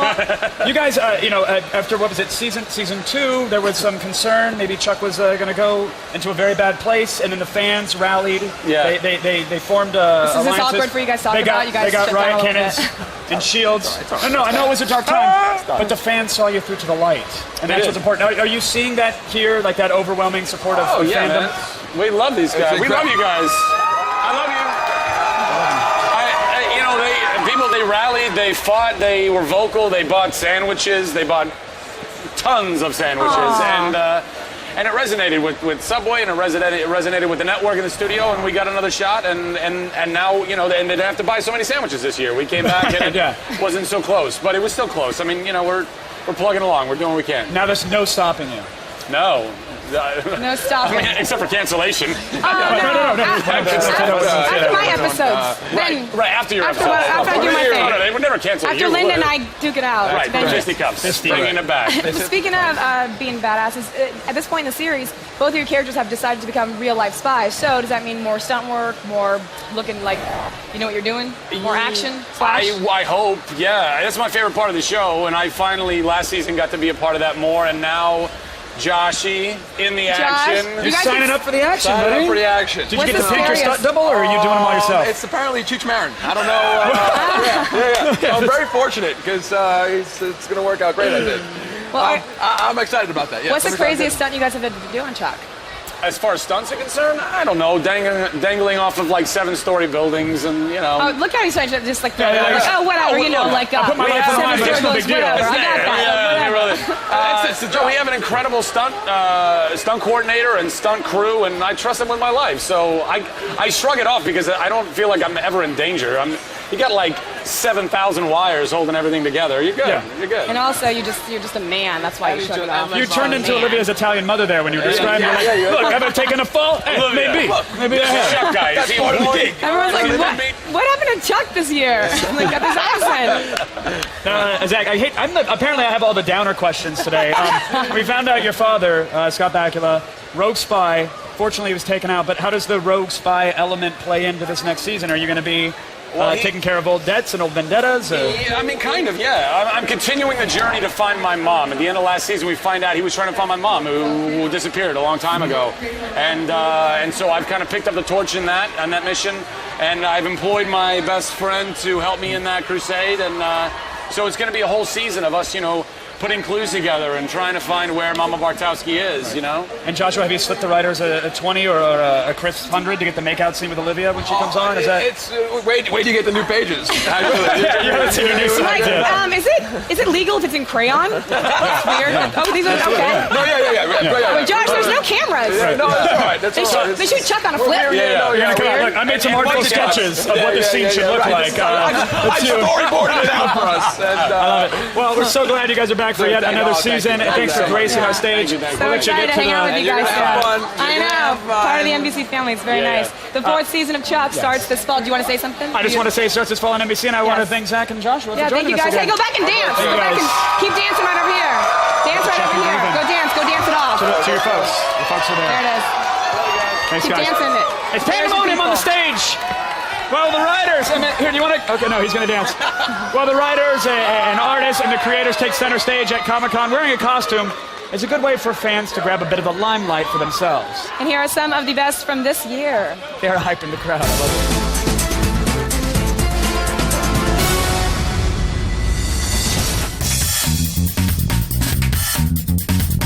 Okay, so some of the costumes may not be quite as good as our favorite on-screen superheroes, but you can never fault fans for trying.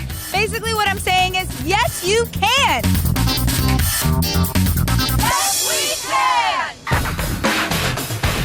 So tell me who you're dressed as. I'm Starbuck from the original 1970s Battlestar Galactica. Now, did you buy this or make this? A combination of it was made and purchased. There's seamstresses online that make the outfit and model makers that make the helmet, and a buddy of mine installed the lighting feature.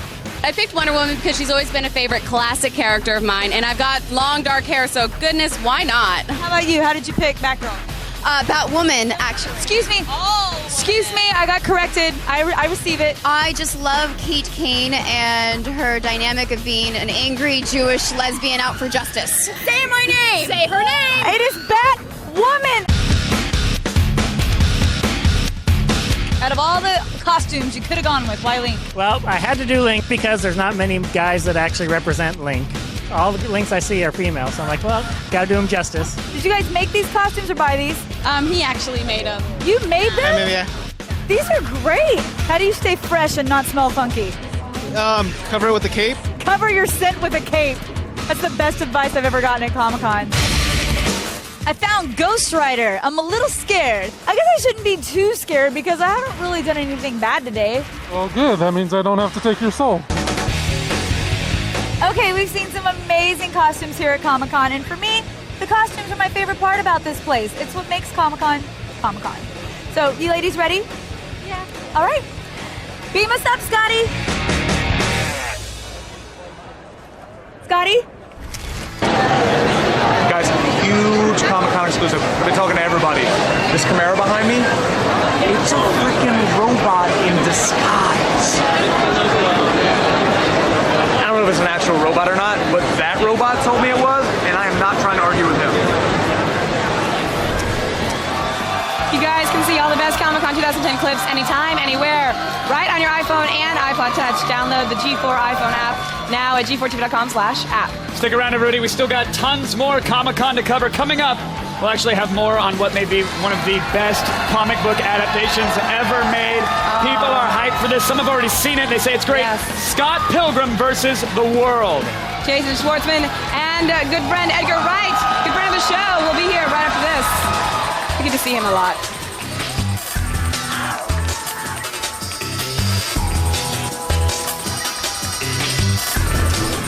Comic-Con 2010 Live is delivered to you by Pizza Hut. Get your favorite pizza with the toppings you love for one incredible price.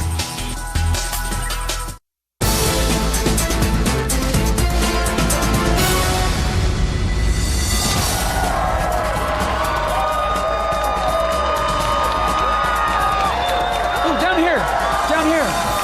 Comedies are all over your TV dials. And if your TV still has a dial, you're watching me at 12 inches in black and white and adjusting bunny ears. Seriously, upgrade. But there's a certain stripe of humor that really shines at Comic-Con. So here are some of the best from this year's convention, from our nerd favorites at The Big Bang Theory to the loser cops of The Other Guys.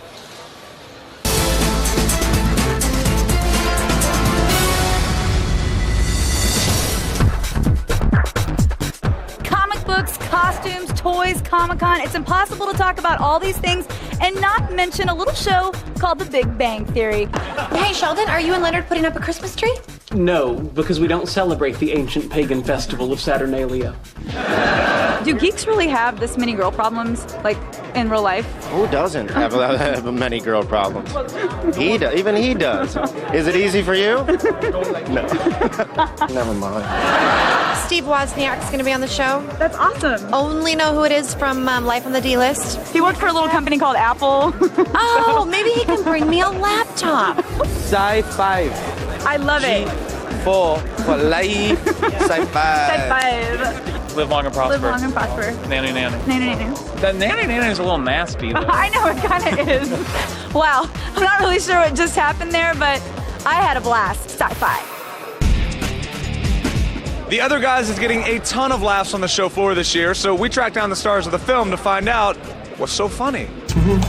Stop humming that song. Is this Comic-Con? We are at... Oh. Do you feel like you learned a lot of comedy stuff from a guy like him? His approach is similar to mine in that everything you do, you just try to play as real as possible. I thought this was the boat show. No. The old boats and hoes are down the street, my friend. You stopping me? What? The circumstance is so absurd that the more you commit, the more there is an opportunity to make people laugh. I hear a guy who's probably a little insecure. Really is great to be here and get in front of the fans who go and see these movies 5, 6, 7 times and quote obscure lines. I now see why you come down here. It's a wooden gun. Oh! If you're looking for comedy on the show floor, there really are no other guys. I hate me too. Comic-Con 2010. Bring in the funny this year. Folks, one of comics' nerdiest and most beloved series is finally getting the film treatment. And unlike Howard the Duck, which I love, by the way, but unlike Mr. Duck, this one's going to be done right. So make sure your subspace messenger bags are secure. It's time for Scott Pilgrim versus the World. Please welcome Jason Schwartzman and Edgar Wright! Yeah! Yes! Calm through the storm. Hi. So nice to see you guys. Thanks for having us. Yeah, thank you for coming here. First of all, congrats and a half on a panel that, I mean, everybody tries to pull out all the stops for the panels. We did glow stick nerd raves and threw out tortillas at ours. You guys surprised your entire panel by taking them to a screening of the film. Yes. What? Yes. Yeah. Don't show us up. We haven't had our panel yet. Yeah, no, we're done. We're done. It was pretty crazy. I led them like Pied Piper style down the streets, which was more difficult than it would first appear. Did you have a vuvuzela and you were dancing your way through? I should have had a placard. As soon as I jumped into the crowd, I was thinking, oh, I'm 5'7", they can't see me anymore. So it was like trying to You had to carry one of the flags, like the Asian ladies in Japan. Yeah, I should have, I was like, kind of like, people were like, where did he go? Right. You got mobbed, your innocence was lost. We were not going to talk about it, we though. were the whole cast, because we took a car there, but Edgar wanted to lead them, which was amazing. That's awesome. But there was a great amount of fear amongst us that he might not make it. 1,300? Yeah, it was a lot of people. It was crazy. That's exciting, awesome. though. And I stood outside the theater like an usher and made sure everybody got in. Aww. I stood outside the theater for 45 minutes. Did you also remind them no cell phones, please no talking, pagers Don't off? bring your own beverages, foods. I would have handed out some junior mints if I'd have had some. Were you nervous about like that initial reaction to the film with the hardest of hardcore fans? I guess so, because you know, like there are a lot of fans of the books, and like, you know, in a way, like you would say, like it might be a slam dunk with this audience, but also the people love the books, and you want to make sure they love the adaptation. And they went crazy. We had another screening last night, and you know, they went bananas. It was really nice. Well, when you signed on, or both of you, were you fans of Scott Pilgrim before, or is it something that you had to come in and learn a whole new appreciation? Well, I got involved when the first book came out. Like, it was given to me like a couple of weeks after it was published. It was a passion project for you. Yeah, I've kind of been working on it for... Brian, the creator, has been working on it for 7 years, but I've been working on the film for 5 years. Jason's been working on this moustache for 5 years. This is final boss material. You like that? Yeah, so tell me, you get the final boss battle in the movie. Spoiler, I hope I'm allowed to say that. It's okay. I mean, that's got to be, for Scott Pilgrim vs. the World, that has to be pulling out all the stops, wire work, kung fu, explosions, extras, guitars. Like, what was that like? It was incredible. When I first met with Edgar about the movie, he said, I want you and Michael to do as much of the fighting as possible, which is going to entail conditioning training, strength training, wire fighting, sword fighting. So we got to experience all of that, and he went to every training session with us, by the way, and worked out with us. Really? But it was amazing. It's but the thing is, it's hard to fight Michael Cera. He's so sweet. He's so sweet and loving, and like we'd have these amazing conversations between takes about like Charles Grodin or the Great Place to Get Spaghetti, and then like they're ready for you, and it's hard to attack someone even if you're faking it if you love them. And, Olivia can ground and pound an infant, by the way. It's just some people have it, some people don't. But it's sweet that you're a human real being. thespians have that. Yeah, you gotta turn it on. I'm untrained. During this epic where is the battle, best place to get spaghetti? Yeah. In Los Angeles. Yes, Los Angeles. The Spaghetti Factory, right? I thought it was the O Garden. Factory. The O Garden, man. When you're there, your family. Breadsticks. It's like going home. Oh yeah, so good. I know. Wait, so Scott Pilgrim does make a lot of references to classic video games. So we're here at Comic-Con. This is G4. You guys gamers? Big gamers? I've gone through phases of gaming and stuff. Like, I kind of get addicted, and then I have to kind of like, you know, kind of, I have a problem, and then I have to go and see somebody, and I have to stop gaming.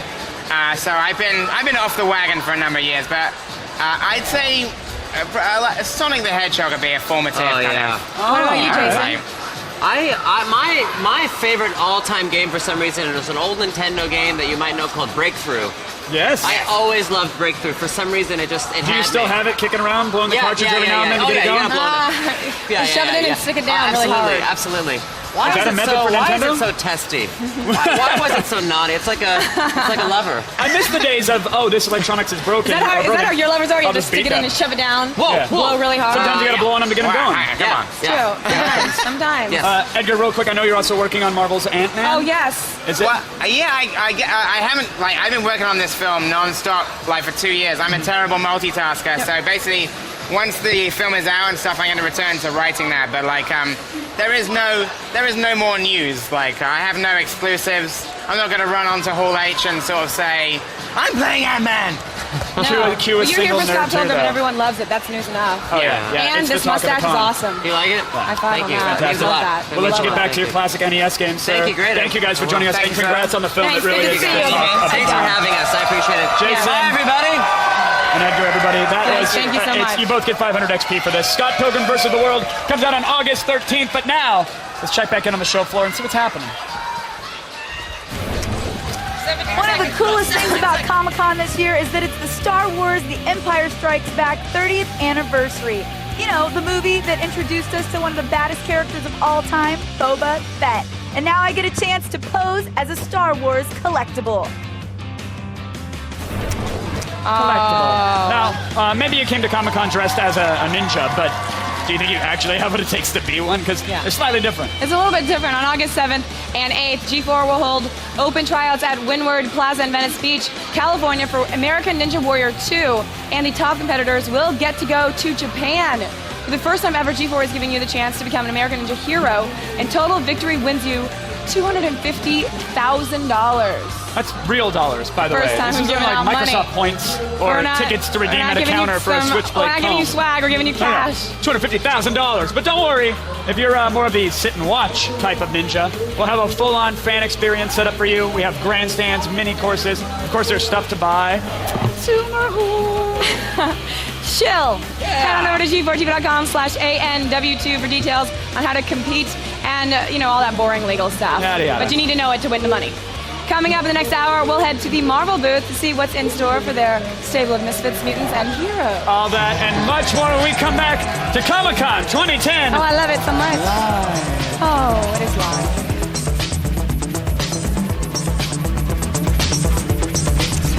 Comic-Con 2010 Live is brought to you by Axe Music. Unlock the experience at theaxeeffect.com.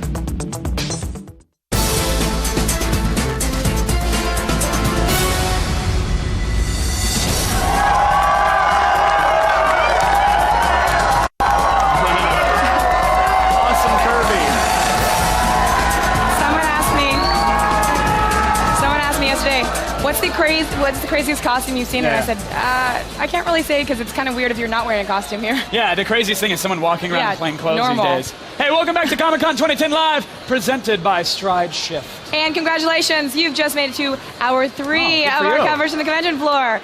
And you all get to level up now. You're welcome. Spend those attributes wisely, kids. I'm kidding.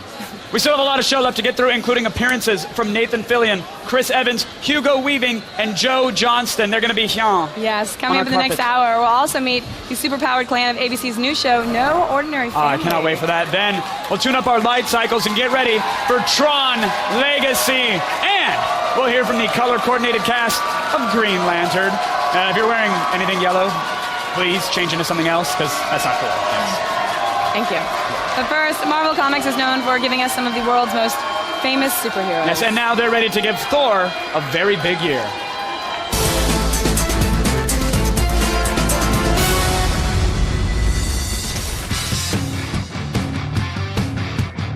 I'm here in Asgard. Actually, it's the Marvel booth, but clearly this throne is an indication that this year everything at Marvel is Thor related. I feel really tiny right now. This thing is huge. I'm here with Marvel Editor-in-Chief and Chief Creative Officer, Mr. Joe Quesada. Joe, the Thor news isn't all big screen. There's actually some comic book Thor news. Yes, there is. Ultimate Thor by Jonathan Hickman and Carlos Pacheco will be revealing the origins of Ultimate Thor and his Guardians. And it's a story that's set in World War II, and I can say no more than that, but it's pretty darn cool. Well, look, all you have to say is Jonathan Hickman, World War II, and I am completely sold, but that's not even the tip of the Marvel iceberg. We also have Red Hulk and Avengers, is that Red right? Hulk will be joining the Avengers. Yes, Brian Bendis will take his hand at Red Hulk. Really? Yeah, Jeff Loeb was pushing and saying, you really want him, you really want him. And Brian finally acquiesced and really is writing the heck out of it. It's going to be pretty wild to see the Red Hulk joining the Avengers and running around doing some Red Hulkiness. Oh my God, Bendis writing the Red Hulk. This is a big day for all of us, but there's even more news. A New Hope. It's a new X-Men mutant storyline. Yep, absolutely. Hope has discovered 5 new mutants, and that will be the story that we'll be telling, so stay tuned for that because some mutants are back. Right, and we've even seen, I think, some Greg Land art of all those mutants out there. Yeah, it's pretty spectacular. I mean, Greg's one of my favorite artists, so we're all very, very excited about that. All right, so the X-Men universe expanding. And then last but not least, Hellboy creator Mike Mignola did a pretty cool image for this convention. We make it a point of calling Mike at least once a week, and we finally got him with Rocket Raccoon and Groot. He loves those characters, and he did just a spectacular cover. One of my favorite Marvel covers of the year. Well, that's it for Marvel. I'm going to stay here because I kind of get used to this. It's comfy, right? Feet up, it's cozy. Stay tuned, everybody. There's more Comic-Con on the way. Yes, Find out what happens when a normal neighborhood gets a superpowered household in No Ordinary Family. That and more right after this.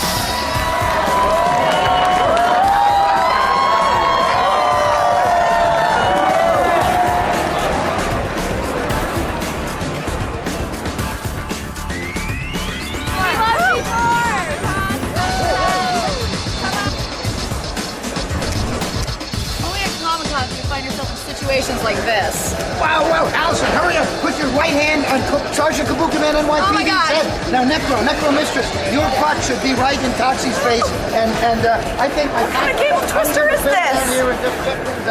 Yes, it looks good. It looks good. It's Troma. Now try everybody. Troma. Hey, everybody. Comic-Con 2010 Live is brought to you by Stride Shift, the unbelievable flavor-changing gum.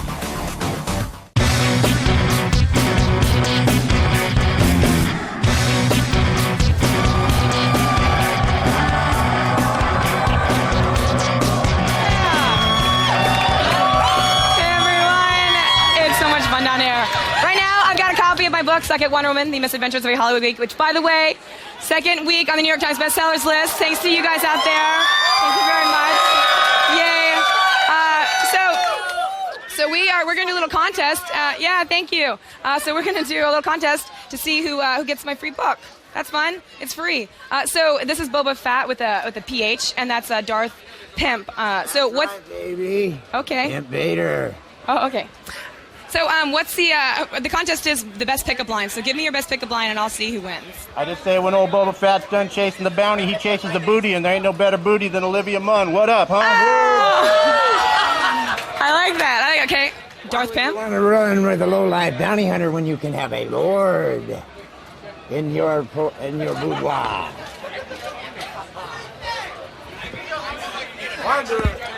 It's clearly yours. Yeah. You're welcome. What up? Kevin, back to you. Sorry, they're coming to me live. Hey, I'm here.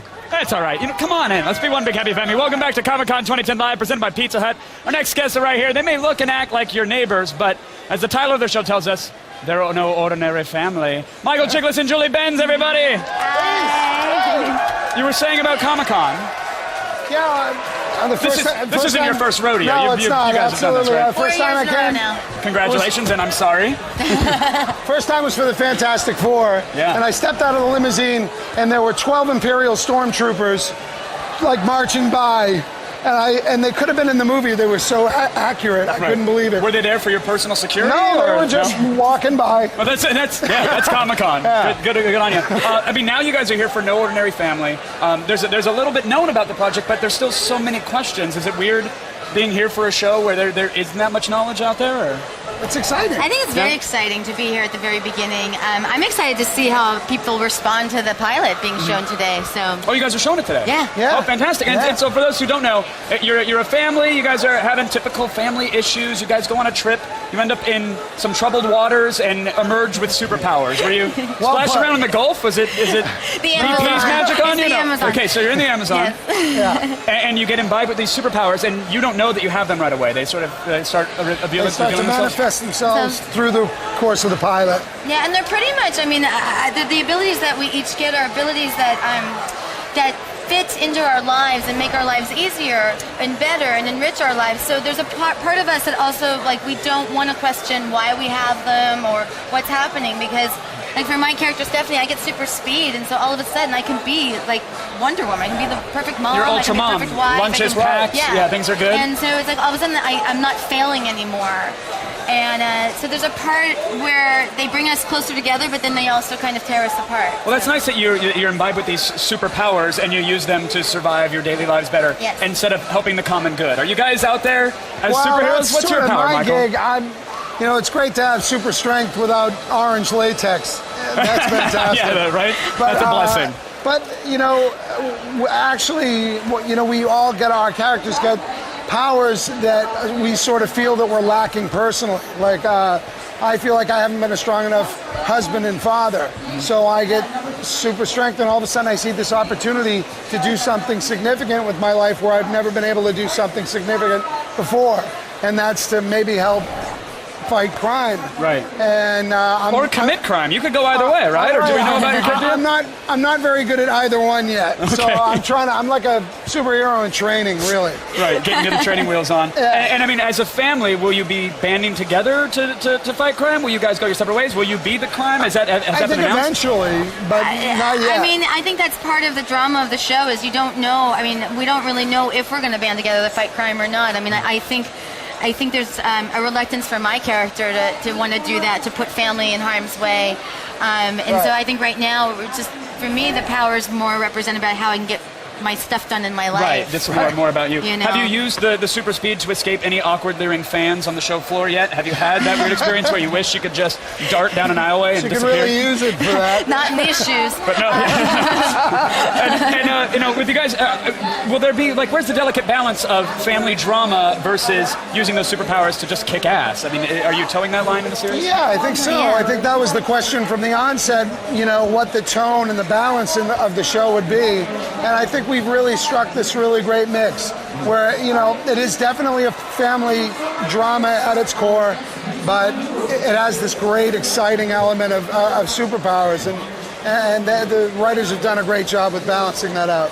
I like to describe it as The Incredibles meets Heroes with a little bit of brothers and sisters thrown into it. Oh, and I think that's really exactly what it is, because you have the superhero family with all the action that Heroes has, but then you have this real, at its core, this real family drama. This family really struggling and trying to be a family and trying to come back together after being fractured. It's hard enough to be a family in this day and age. Right. Even harder when dad is impervious to bullets and can throw you miles and miles away. In a way, the powers only serve to exacerbate some of the family issues, Well, I hope you work through it. I hope you get a superhero counselor or something to guide you through these awkward times. I think we're going to have to.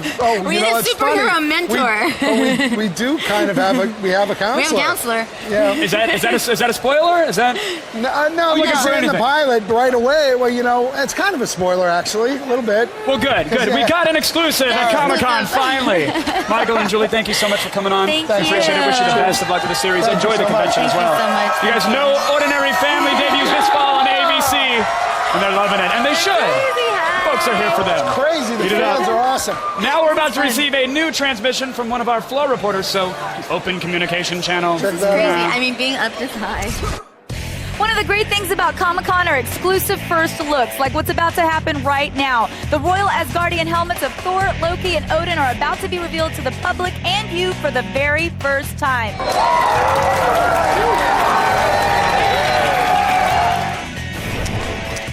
Oh, now I gotta get in. Oh, go ahead. Gotta do a live show. Oh, hey. We're back on. They're taking pictures. Are we live? I wanted a photo for my Facebook. I needed a new profile picture for Twitter. Yeah, I'm sorry. What are you going to do? Chickless is busy. He's got somewhere to go. We've got a show He was to do. very kind. He took a photo and he got the kids And how going nuts. beautiful is Julie Benz? I love her. Don't hit on her. 10 kinds of gorgeous. Don't She hit has on super her. speed. I'm not catching her. It's not going to happen. Now, sometimes animated pieces take their stories directly from the pages of comic books. Other times, they're original ideas that sort of tinkered with that world. Yeah, and this year we've got stories about a supervillain who actually wins and a family of hellions who figure out that humans Are we still live? Yeah, this is what I'm saying. It's a live show. Basically, humans are no worse than the demons of hell.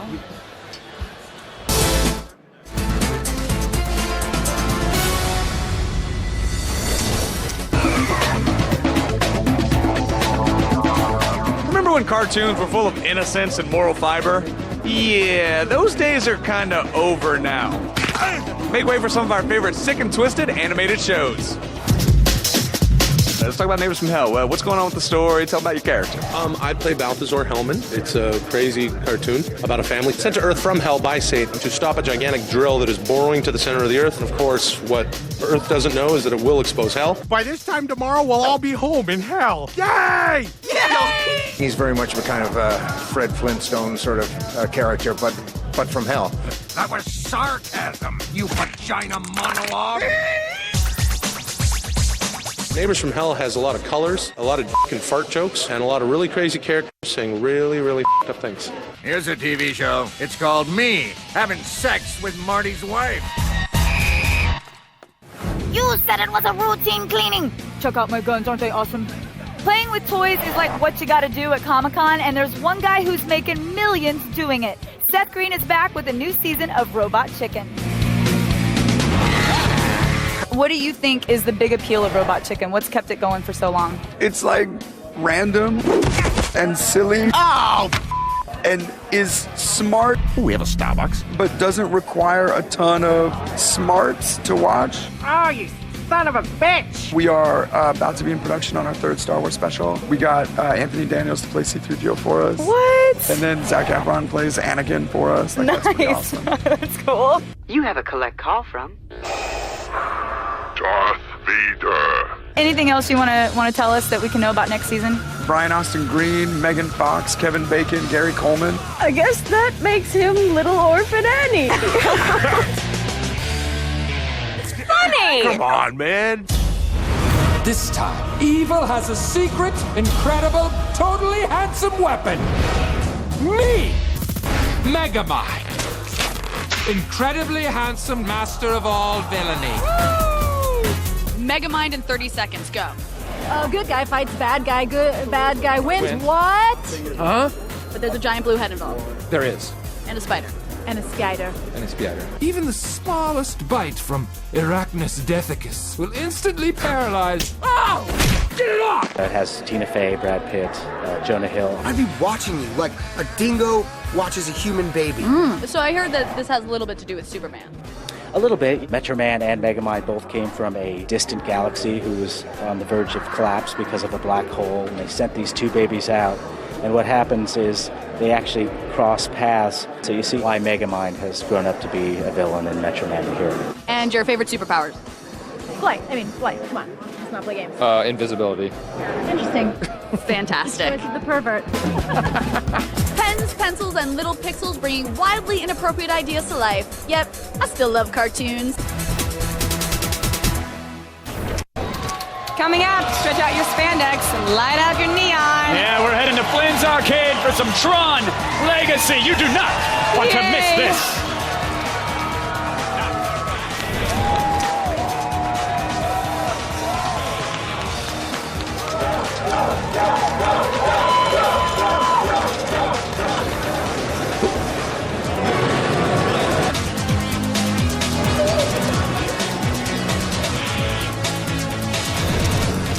Comic-Con 2010 Live is delivered to you by Pizza Hut. Get your favorite pizza with the toppings you love for one incredible price.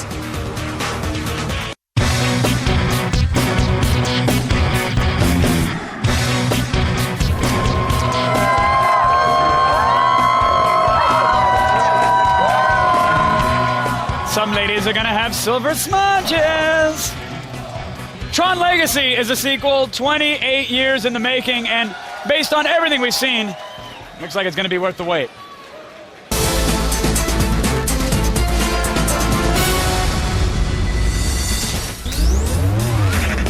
I'm about to walk into the heart of the mainframe Flynn's Arcade for Tron Legacy. Light cycles, anyone? So Tron is a cult classic. How does Legacy compare? It's an extension of the myth. We need those myths to kind of keep us on track, to address the dangers of technology as well as the upsides. In the same way as Jeff's character got sucked into a computer world in the original film, we've sort of all been sucked into the computer world since. Dad. Sam. Long time. I'm going to say that this is probably the coolest place I've ever done an interview. So can you explain to me where we are? We are on a recreation of a portion of a set from Tron. This specific set is called The End of the Line. How do you stay true to the fans and yet, really up the ante for 2010? I think people are already interested because we haven't tried to reinvent it. We're staying true to what they created. Our light cycle match occurs on 3 different levels. So imagine taking the classic light cycle grid and splitting them on 3 levels that you can kind of go up and down and around. We've taken those kind of classic elements and tried to update them. The light bikes are such a fantastic bit of this film, and I hope when people see that segment and sequence, they're just going to look back and go, wow. Scion Mobile Studio down to San Diego, and we let the fans tell us what they thought about Comic-Con. Parking at the con is a bitch, so we left our G4 Scion Mobile Studio unattended and let the fans have at it. Dude, move. I can't. What's up, guys? Hey, we're the Southern California Ghostbusters. My costume is Mad Moxie from Borderlands. So I picked Poison Ivy because all girls want to feel a little bit sexier. Seducing prey in this outfit might not be that hard. I have a cape for my costume so that when I'm walking around in the convention center, not everybody's staring at my ass all day. You know, I keep getting a lot of compliments. Girls definitely love a man in uniform. They do. Chicks love Ghostbusters. You won't meet a chick who doesn't want one of the Ghostbusters. Comic-Con for me is my favorite event of the year. There's nowhere that more talent and more celebrities and stuff are accessible, which is why I love it. Smell like Comic-Con, it's the scent of everybody getting excited at the same time. It becomes your scent. Turns you on. We're smelling. I'm smelling.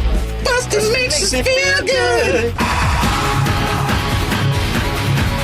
The movie I'm most stoked for Comic-Con, Machete. I'm really, really excited to see the adaptation of series The Walking Dead. I like that it's not really about zombies, and it's more just about what you're actually capable of, like your animal instincts. I'm stoked to see the Expendables. You got all the big stars. So what if Sylvester Stallone is in his 70s? He'll take them all on. Tron looks pretty awesome. The visual effects. The visual effects look like they're going to be friggin' phenomenal. It's got like a retro, that retro new vibe. yeah. It's fantastic. My best booth so far, it's always a Top Cow booth because I'm a huge Top Cow comics fan. The best booth in the whole convention is the Marvel Thor. Of course, I always love the DC booth because they really bring it and they have so much good swag. Hope to see you on the floor. Look me up. I'm Wonder Woman. Step away from the car. This is not a request. Now I gotta figure out how to get out of this thing. Up next, we'll find out how matching rings keep the universe safe with the cast of Green Lantern. But first, we'll have someone who went from commanding a Firefly to actually solving crime in the Big Apple. He's the king of ABC's castle and beloved by browncoats everywhere. Nathan Fillion will be here right over this. Actually, he's right over there. He is He's right standing over over there. He's looking. He's looking. He's looking He's at not all. looking anymore now. All of the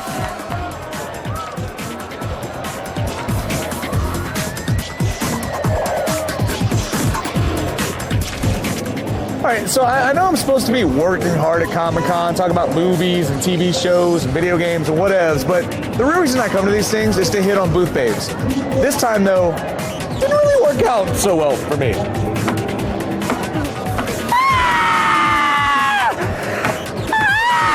Comic-Con 2010 Live is brought to you by Scion. Driven by personalization.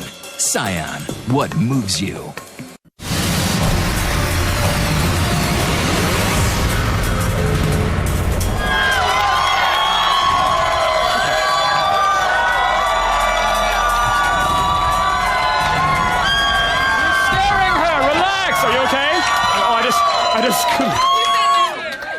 I'm here with Jessica. I couldn't help but notice your bat wings from across the convention hall. Jessica, who are you cosplaying as today? I'm Morgan from Darkstalkers. From Darkstalkers. Your character is a... Succubus. It writes itself, folks. It's the best kind of bis. Are you getting mobbed by people on the show floor for photos and whatnot? A few. Yeah? A few photos, yeah. A few photos, and are people generally, are they polite? Do they pretend they're staring? They're very nice. They're very nice about it. Okay, yeah. good. Is this your first con? This is my second time here, but it's like my fourth con. Did you dress up the first time you were here? Yeah, I was the Pikachu last year. I appreciate this choice as much as I love the Pikachu. This is one that I want to have it all, Pokemon style. Thank you for being here, Jessica. Thank you very much. I think I did it. I think I looked in your eyes for the majority of it. That was my goal. Olivia, go before I get arrested. Someone needs to get him out of here now.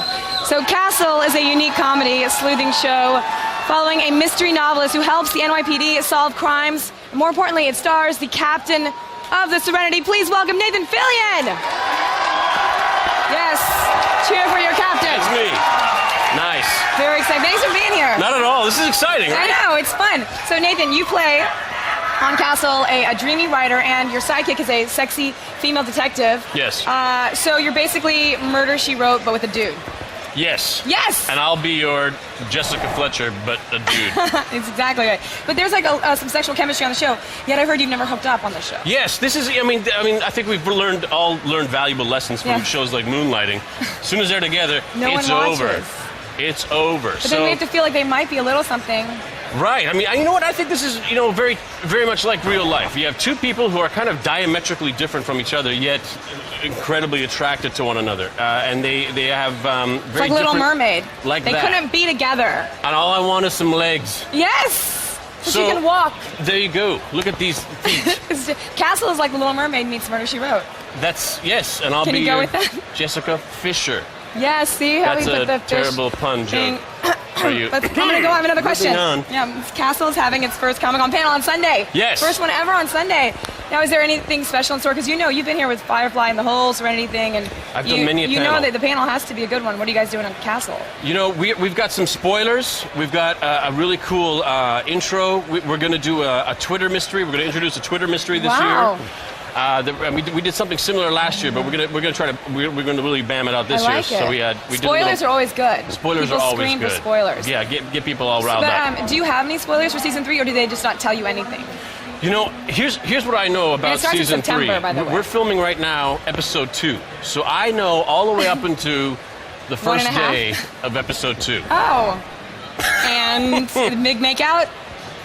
No. You know what? I'm always trying. You're just writing it in? And I'm always scratching it into the script. Yeah. And then they make out. What if we kissed here? That would be really weird, I think right? my character would really feel like we would make out here. Yeah. Well, thanks to Firefly and, of course, Serenity, you're a huge star here at Comic-Con. I mean, you are their captain. Are you constantly being mobbed by... That was, 8 years ago we did Firefly. I've never done anything that has had legs like Firefly. Well, it was a fantastic... Yes. God bless Firefly, you. God bless Serenity. you all. Yeah. One of the most amazing jobs I've ever had, I've ever done. And I gotta tell you, Firefly fans in general, Firefly fans, the most polite, wonderful, cool. No one's going nuts. No one's saying, take off your shirt. No, they're all just being so cool. I know people always ask, they're like, so what's the weirdest thing with like the fans? And I'm like, the thing is they're so nice. Like the Comic-Con fan base is like one of the nicest groups ever. The energy at Comic-Con is fantastic. I mean, this is a place where we can come and be free to be Do you get to walk around with you walk around with a mask? We had some people earlier. I've donned a few disguises in my time. My only problem with disguises, I run hot on a good day, so I get all sweaty inside. I get geek sweat. Geek sweat. Yeah. You could do the Slave Leia with like a different thing. I'm not going to say no to Slave Leia. Oh, hey, wait. I have to ask you, since we're talking about Firefly, any news of a Firefly reunion at all? No news. No news. Any rumblings? But any emails being passed around? Here's what always mine. I'm always doing that. Hey guys, wouldn't that be cool? Wouldn't that be cool? Please, please. I'll tell you this. Firefly was canceled. I was heartbroken. I said, it's over. Josh said, I want it to live again. We're going to try to make a movie. I said, good luck, buddy. And then we did anybody a movie. can do it. See? So I'll never say never. I'll never say never. Yeah, so maybe. Now you're also in the upcoming movie Super. Yes. So exciting. It's with Rainn Wilson, Ellen Page. Yes. Now, the trailer was exclusive to the panel for those of you guys who were here yesterday. So is there anything that you can tell the people at home? I'm going to tell you this. It's a James Gunn movie. It's Rainn Wilson. So you know it's going to be incredibly funny. And it's tell people exactly what it is. It's like making fun of the superheroes. We have Rainn Wilson loses a very beautiful woman, his wife, a very beautiful woman, to Kevin Bacon, a drug dealer. And these circumstances kind of push him into being. He believes he's being told by God to be a vigilante outlaw costumed crusader. Oh. So he begins whacking people with a pipe wrench to get his wife back. And it sounds kind of goofy, but the reality is, it's so well executed. I had no idea how poignant the movie would be. I thought it was going to be a lark. What's the message you got from it? That people love, and you will do anything for love. Well, you play the Holy Avenger. I'm the Holy Avenger. What's your superpower? My superpower is, aside from the power of Jesus Christ, I like to say that my superpower is charisma. It's kind of like having charisma, but being kind of wrapped up with the abstinence of the church. So you really want them, wow, but you don't. Wow, you are guided by the hand of God. Yeah. That is powerful. Yeah. So Castle returns. Castle comes back. Very exciting. Murder, She Wrote meets Little Mermaid. Right. It returns to ABC in September. Very exciting. Yeah, kids are going back to school, and Castle's coming back on the air. Everyone's very excited. Everyone, say goodbye to your captain. Thank you for joining us, Nathan Fillion, sorry. Thank you very much. Nice to see you. Okay, just forget the rights. Just go ahead and book them. One end of that is ribbed. Let's start with that end. Hey, if your favorite color isn't green, I only have one question to ask you. Have you heard about the good news about Green Lantern, everybody? Here it is. Go, no, please.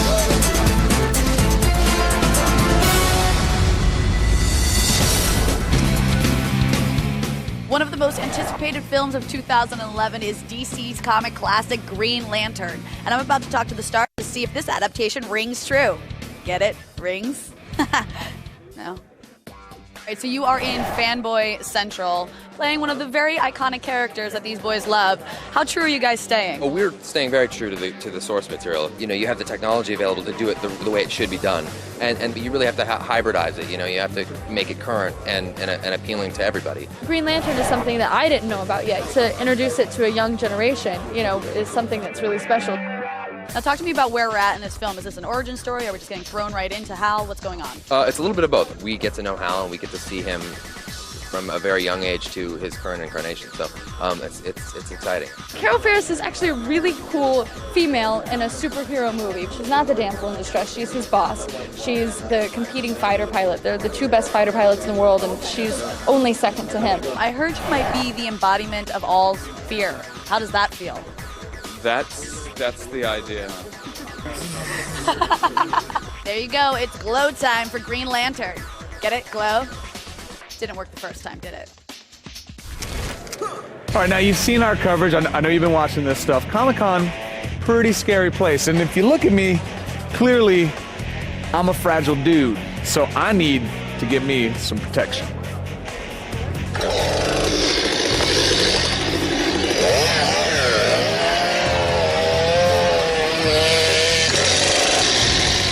Okay, I was late to the stage.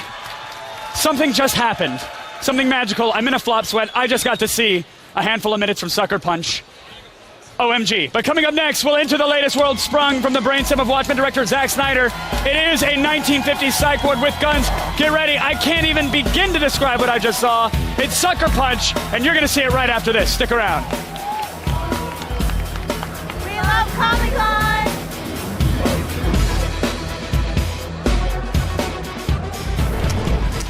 Comic-Con 2010 Live is brought to you by BlackBerry. Connect in real time, anytime, on BlackBerry Messenger.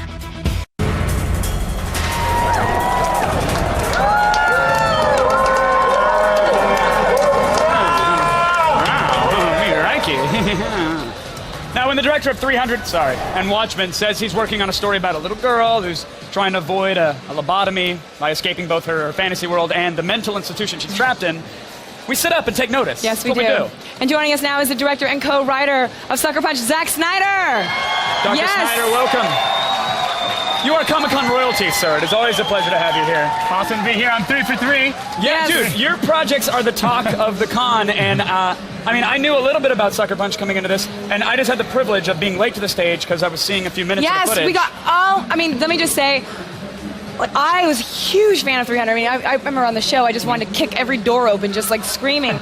And she did, actually. I did, and watching your trailer, it felt like that really gritty, that feel like that everyone felt that something really epic about 300. And also, Sucker Punch, as you described it, Sucker Punch is like Alice in Wonderland with machine guns, and it's all like female, heroines. And what I loved is that you showed these women, and not in superhero, but like they were like felt real and gritty, and they were sexy, but they were powerful and they were badasses, and I liked it. It felt very real. Yeah, when we were talking about getting the movie, it wasn't really about, a lot of people you see sort of two versions of sort of female action, like one where it's like, oh, that's funny, girls got machine guns, right? Yeah. Or like super sexy. Let's make them just be like men, and we were like, you know what? We're just going to design some cool action, and we're just going to rely on the girls. We're going to train them hard and just have them just treat them like people, not like a girl. Like, this is what the story needs. It's not a parody. It's not like we're not trying to make it like something else.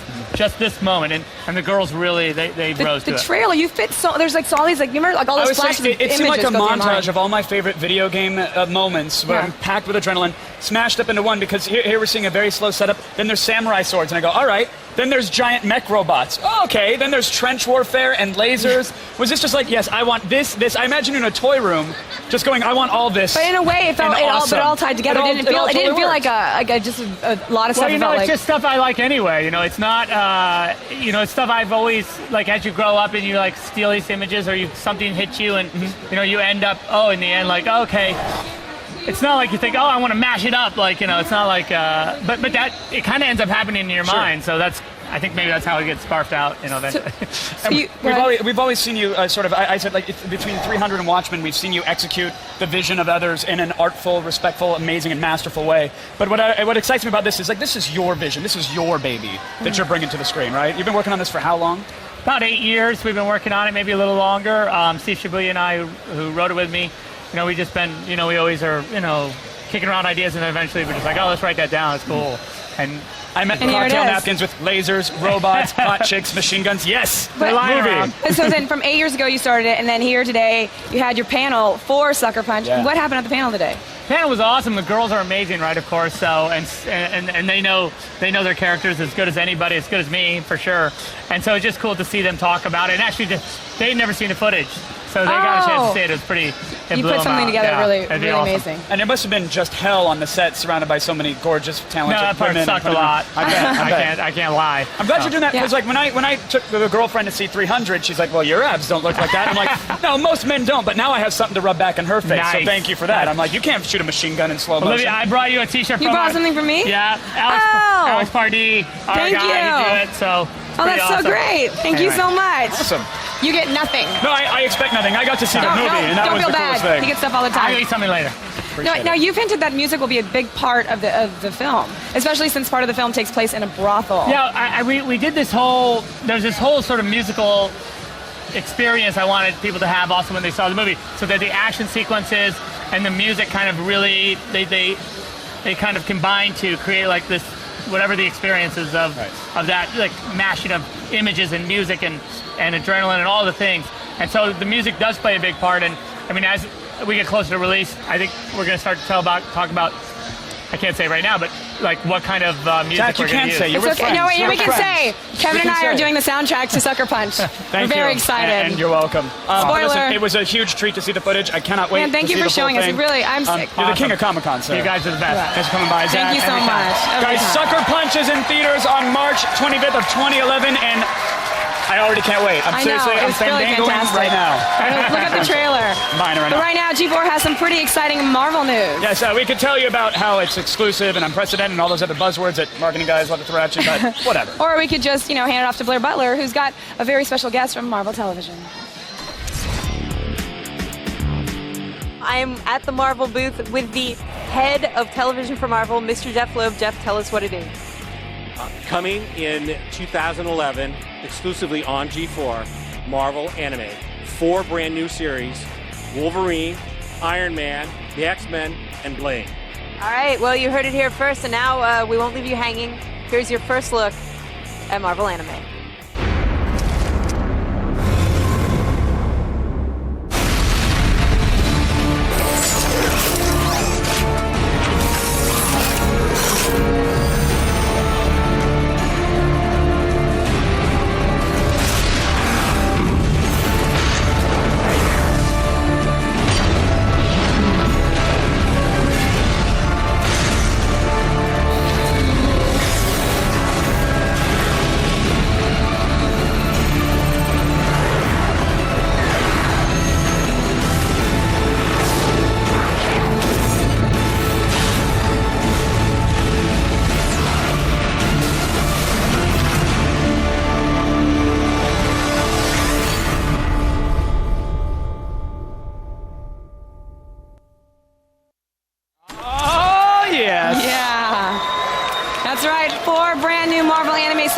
See anywhere else. Iron Man, Wolverine, Blade, and the X-Men are coming to TV in 2011, exclusively to G4. Head on over to g4tv.com/Marvel for more info on your internet machine. Now, Comic-Con is becoming an event that continues beyond the boundaries of the convention center, and I'm not just talking about the yiffing that's visible from every hotel window in San Diego. I mean, I love that part, but there's more. Yes, we're talking about big off-campus events like the ones thrown by Machete and Jackass.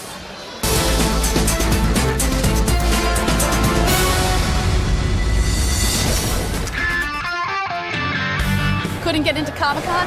Not to worry, there are events going on all over this town. Like Robert Rodriguez and the cast of Machete giving out free tacos. Hells yeah, free tacos! Danny and his girlfriend, Allison. Only at Comic-Con do I end up with a boyfriend with knives on his vest. Why are you giving back to the fans today at Comic-Con especially? Well, this in particular is different from my other things I've done, in that we're not doing the usual thing where you're inside. This is out in the street, because that's more in the feel of Machete, is that it's for everybody, and we didn't want to make it exclusive to just a certain group. Machete. I know the legend. That's him. You know that she's passionate about her community. She kind of nurtures that whole world with her tacos. That didn't sound right. Didn't mean it like that, guys. But yeah, thank you guys. Machete was an idea that Robert had when we did Desperado. That was 16 years ago. Then we did the trailer. And once we did the trailer, the response was so unbelievable that he says, we got to make this movie. Jessica Alba was like, she was great. I got to kiss her. I kept telling Robert, I didn't like that one. I didn't like that one. But, and then I kissed her, then all my friends wanted to kiss me. It's like, I will testify. Well, guys, I'm really happy I made it through this interview without getting injured or pregnant, so thank you very much. That's awesome.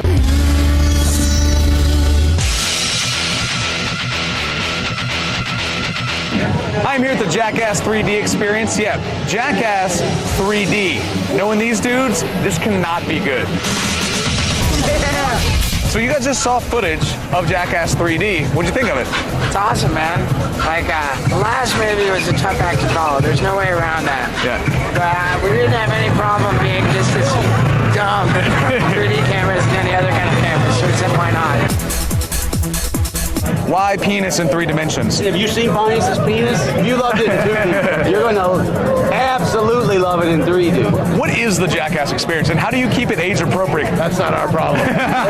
Whoever's working the door, that's their problem. Yeah. Watch out, there's a mean little midget. Oh no. Yeah. Come on in. You're just hanging out. What do you feel about this experience, man? He's upset at you because you never hit him in the nuts anymore. That's what he told me a second ago. Really? You missed? We're professionals. Oh! That was dead on. And then Rocky. Why would you let him do that? He said, I didn't think. I mean, he's so flexible. All right, apparently in Jackass 3D, the third dimension is an angry little person coming out of your TV and kicking you in the balls. I'm gonna go back to the convention center and try to find some ice. Slash fiction coming to life. Coming up in the next hour, folks, we're going to get all patriotic on your asses. Right, get your flags ready. The cast of Captain America will be here right after this. Yeah, y'all. Yay. That's my excited. Yeah, y'all.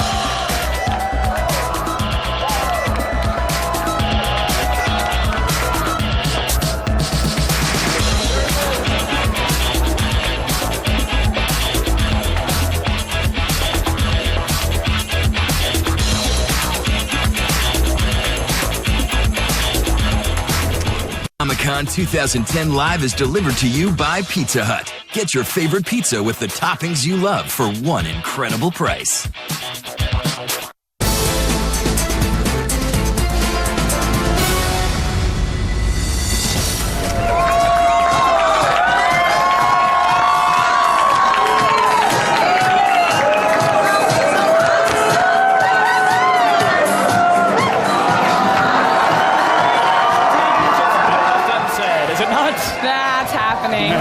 You want to know the Comic-Con tale I get? Welcome back to Comic-Con 2010 Live, presented by Stride Shift. Coming up in this hour, it would not be Comic-Con without some zombies, and we'll get more than our fair share when we head back to the world of Resident Evil Afterlife. Then Cowboys and Indians we're familiar with, but what about Cowboys and Aliens? Huh? We'll learn everything we need to know about Old West extraterrestrials, hunting from director Jon Favreau, and we'll see how good Chris Evans is at catching a flying shield when we talk to the cast of Captain America. But first, let's head down to the Dark Horse booth on the show floor where the House of Hellboy has some good news for video game fans.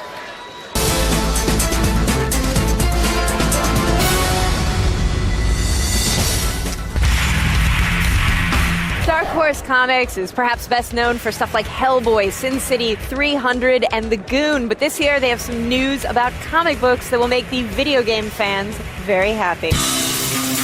We're actually going to be following up our highly successful Mass Effect series with a new series called Mass Effect Evolution, which will hit next year.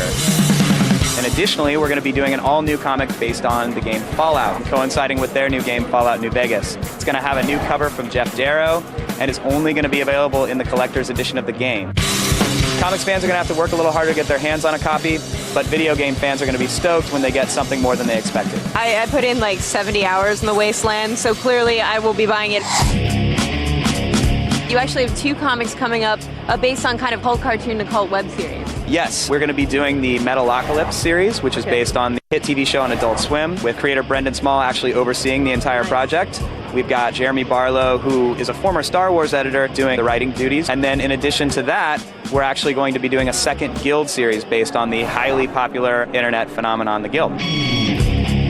It's going to be something that's going to not only add to the first series, but also kind of add to the entire Guild experience. Is Felicia Day writing the new series as well? Felicia will be writing it. You know, we did something that was totally authentic for her fans, and she is the best person to have out there promoting it because she's promoting it exactly to the people who want it.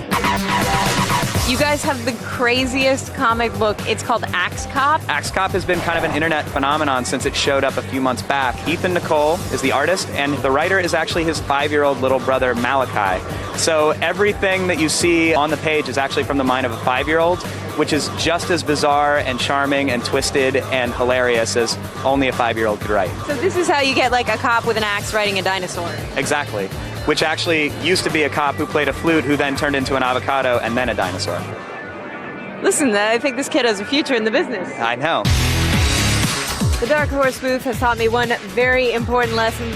The only way to effectively get around this convention floor is to ride a giant dinosaur with Gatling gun arms. All right, now there's only one hero who can always be counted on to do what's right, to stand up for American interests and values like freedom and liberty. Yeah, our 4th president, James Madison. Just thinking of Captain America. Right. Chris Evans. Chris Evans, Yay! Hugo Weaving, and Joe Johnston are here with Captain America. Yay! Chris, let me put down your bottle of water while we're doing an interview. He might get Let me take your parched. hat. He might get parched. You know, hold your hat in case you you need never to know. hold it. There you go. Have something. All right, so how you guys have seen how excited everyone is here to finally see Captain America rebooted? They're ecstatic. It's great. It's amazing. Yeah. It's overwhelming. So, have you seen people stuffed into Captain America outfits that really shouldn't have taken the time to get all the way on? Okay. Yes, we There have. was some good work. Yeah, I saw one at the signing. It was a big rubber. Yeah, he was great. Didn't look like it breathed very well, but he was toughing it out. That's good. Now, Captain America's origin story is set during World War II. How much of the story are we going to see in World War II versus present day? We'll see present day bookends, and most of the rest of the story will be World War II. Okay, so you're staying in that setting. Yeah, we figured there's one chance to tell the origin story, and we wanted to do it first. And, you know, for 2 and 3 and 4 and 5, you can tell the rest of the stories later, right? Exactly right. Of course. now, Chris, like Cap took the super soldier serum to bulk up and get all buff and awesome. Now, unfortunately, it doesn't exist, so you don't have that luxury. But it looks like you did something.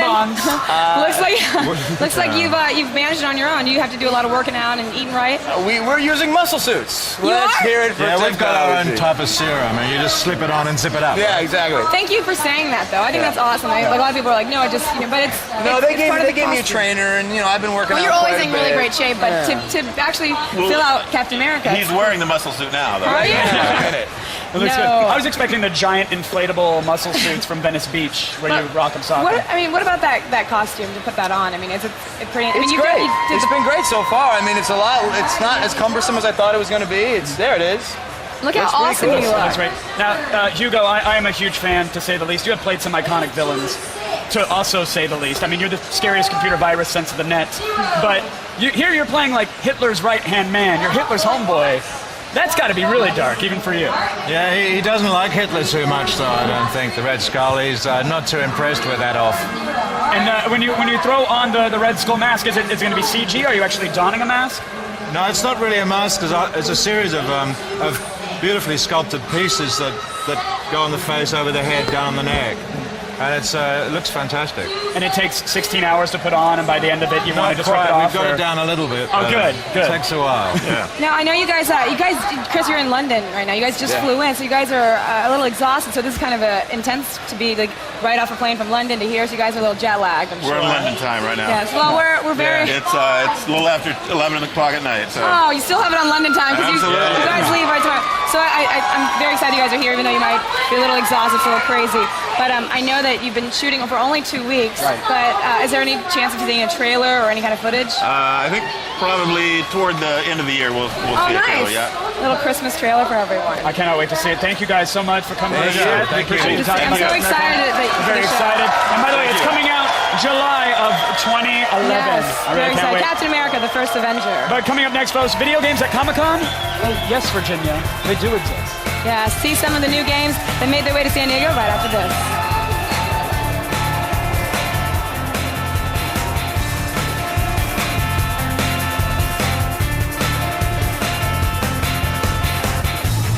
I'm here at the Clash of the Titans booth, and they've turned me into a Roman goddess. Part of Medusa's head. And Sam Worthington. God, I'm sexy. Comic-Con 2010 Live is brought to you by Stride Shift, the unbelievable flavor-changing gum.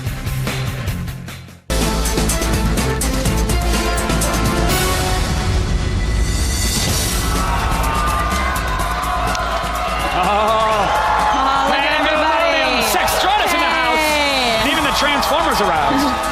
Nice to see everyone. Now the ink might be rubbing off on your fingers a bit, but Comic-Con is still going strong here in San Diego. Now, if you thought video games only showed up at E3, well, prepare to have a teeny tiny section of your mind completely blown.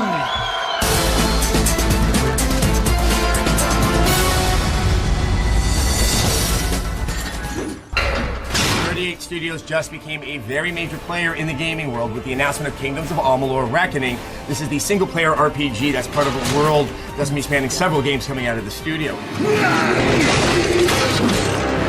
This is like a second opening day on a second career for me, and for all of us as a team. You know, that trailer was a combination of a lot of people's input and feedback. Your job, and one of the coolest sounding jobs ever, to create a world. What was kind of the process of coming up with the logic and what the rules and the structure for it? Well, the whole point is to create all these deep threads and iconic characters and the races and how they relate to each other, and a 10,000-year history, so that everyone that came in to work on the game would be painting on the same canvas. I get to be the mad scientist visually, right? Once you turn on that TV, something has to pop up. But those are still words on pictures, so when they say evil, I get to sort of, with my guys, concoct what evil looks like up on the screen. You know, everybody, I think when this company first started and they heard the names involved, it was like, oh yeah, this is like the Hindenburg waiting to happen. These guys have been doing iconic characters, iconic worlds for over 3 decades. So they understand how to do that. So you bring people in with a skill set and you back off and let them do what it is they do best. So the game is coming out in fall of 2011? Yep. All right, I gotta say, I was already excited. I'm far more excited now. Thank you so much, all 4 of you, for your time today.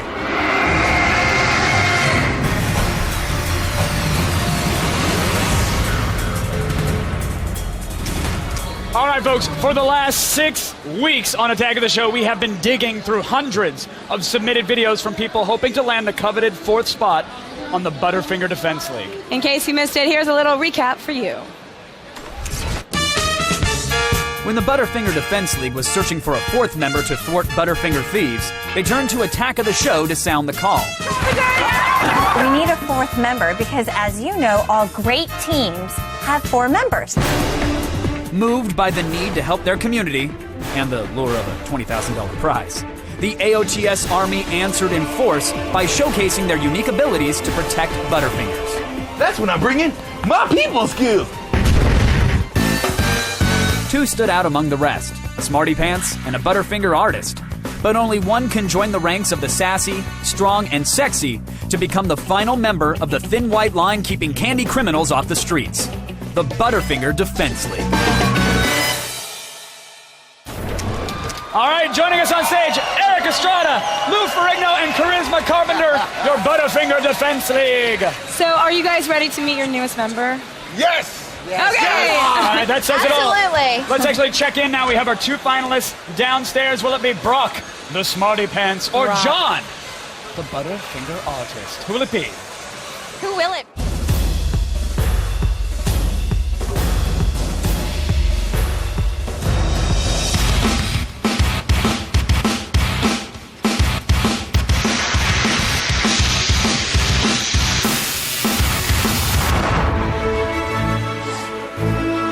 You're the winner. There it was, ladies and gentlemen. We present you with the newest member of the Butterfinger Defense League, John, the Butterfinger artist, Mahalo. Get him up here. There he is. Nice. How are you, sir? Very exciting. Welcome, welcome. This is your new home. You better hope they have medical, dental, get the full thing on your squad. Yay. John, what's going on in your head right now? What just happened? Did something go haywire? Pretty much. Yeah, I just lost my paintbrush. I just want to say thanks. I mean, everyone who helped me with this. My sister Sarah who made this awesome cape. Thanks to her. It's just amazing. I love it. Congratulations. So how long did it take for you to create your audition? About a week. I knew there would be a lot of effects with it, and most of the week was used with effects. So. And now you can pay off all those guys with that 20 grand that you just won. What are you going to do with that? Did you see anything on the show floor that you couldn't afford 5 seconds ago, but now it's yours? Save it. Put it to college. You're gonna share it with Brock. No, share it with your team. Yeah, exactly. What do you guys think of your new team member? I'm excited. I think that's awesome. Very talented. We're excited for you. I'm just curious though, who helped finance it for you? Well, I just kept on working myself up with camera equipment over the years, and I guess it finally paid off. So. Who helped you run the camera and do all of that? My girlfriend run audio. My brother was an actor in it, Mark. Thanks to him. And yeah. You should be proud of your team. John. Fantastic. Thank you. Thank you very much. Let me get to something serious really quick, John. Let's talk about your defense skills. What are you going to do to stop someone from laying a finger on your Butterfinger? Valid question.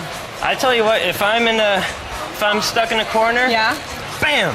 Oh. Instant graffiti. Okay. Instant graffiti. Well, I like that. Here's the thing, John. We have one of your Butterfinger paintings right here.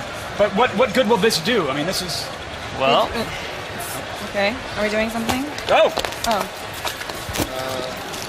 Oh! Nice! I don't know if... You gotta tell us, John. Should we release doves now? How does that work? It's magic! It was actually in the painting. Well done. I stand corrected. Folks, John the Butterfinger artist Mahalik, the 4th member of the Butterfinger Defense League. Yes, thank you. And congratulations, John. Mahalik, you guys, this is your team. This is your family. And now the hazing begins. Watch out. Watch out. Thank you. Welcome to the family. Thank you. Remember that with great confectionery-based power comes great confectionery-based responsibility. I think that's a famous saying. Somebody said that. Lincoln said that, I believe. Let's check in with our floor reporters once again. All right, I'm here in the PropStore.com booth, and I am holding the actual whip from Raiders of the Lost Ark. Yes, this is what Indiana Jones was hanging off of when he was dragged by that truck in the first Raiders movie. Of course, all the things here are actual props from movies. For example, they've got a gremlin. They have the mask from Batman and Robin. And they even have a freaking alien egg pod, which is wonderful until it hatches and turns into that, a face hugger. Of course, if you have an extra $5,000, you can buy Dr. Octopus's arm from Spider-Man 2. I like this because it smells like Harrison Ford. How awesome! Everything is awesome. When we come back, we're going to see what's going on in Resident Evil Afterlife. Spoiler! It's got zombies. Not really spoiler, just stick around. And Mila Jovovich. That's not them too. Yes.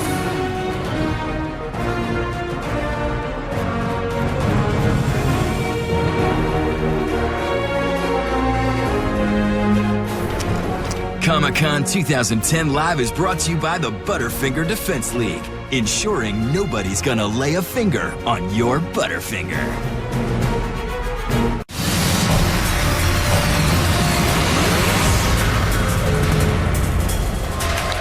All right, we've heard plenty from celebs, from the fans here, but Twitter wall, speak to us. Again, remember you told me. Oh, we got to read. You're right. I'm sorry. This is Peabody Jenkins. This is awesome. All the Comic-Con greatness on G4 without The sweaty nerd smell. Hey, I'll tell you, I'm used to it now. I don't even smell it. Plus, my dad reeks of Drakkar, and he just stinks up the house whenever he's there, so I prefer... It's Drakkar knockoff. It is. If you love Drakkar, you'll love this Portuguese cheap knockoff version. Oh, thanks, Dad. That's awesome. All right, who else we got? Audio Mike XLR says, got Blair Butler to sign a comic that Brian Michael Bendis and Stan Lee autographed earlier. That is awesome. But with those three names, that can unleash a nerd portal to Narnia. Oh my gosh. It might actually happen. Stanley, I see him run around here. He's one of the best. Yeah. DMAD One Rules. OMG. Marvel and anime on my most fave network. My mind is officially blown. Yeah, that is huge. Big day for everybody at Comic-Con. Huge day for G4. Yeah, it's very exciting. Yeah, very cool. So cool here. So, thank you, Twitter wall. Thank you. One day that wall will speak. Now, it makes sense to debut your new sci-fi film at Comic-Con, but you have to do something to set yourself apart. Yes. For instance, filling your movie with giant prehistoric 3D piranhas. Yeah, that would work. Yeah.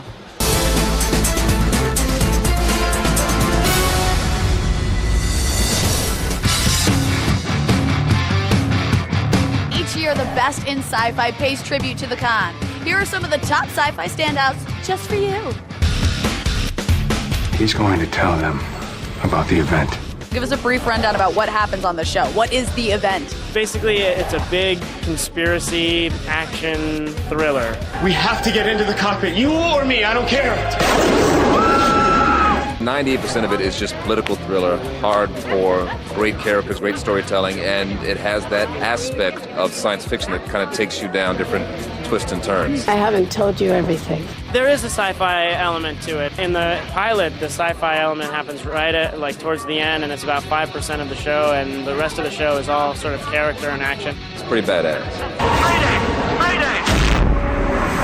I know what you're thinking. That fish is adorable. No, it's not adorable. Piranhas in 3 dimensions.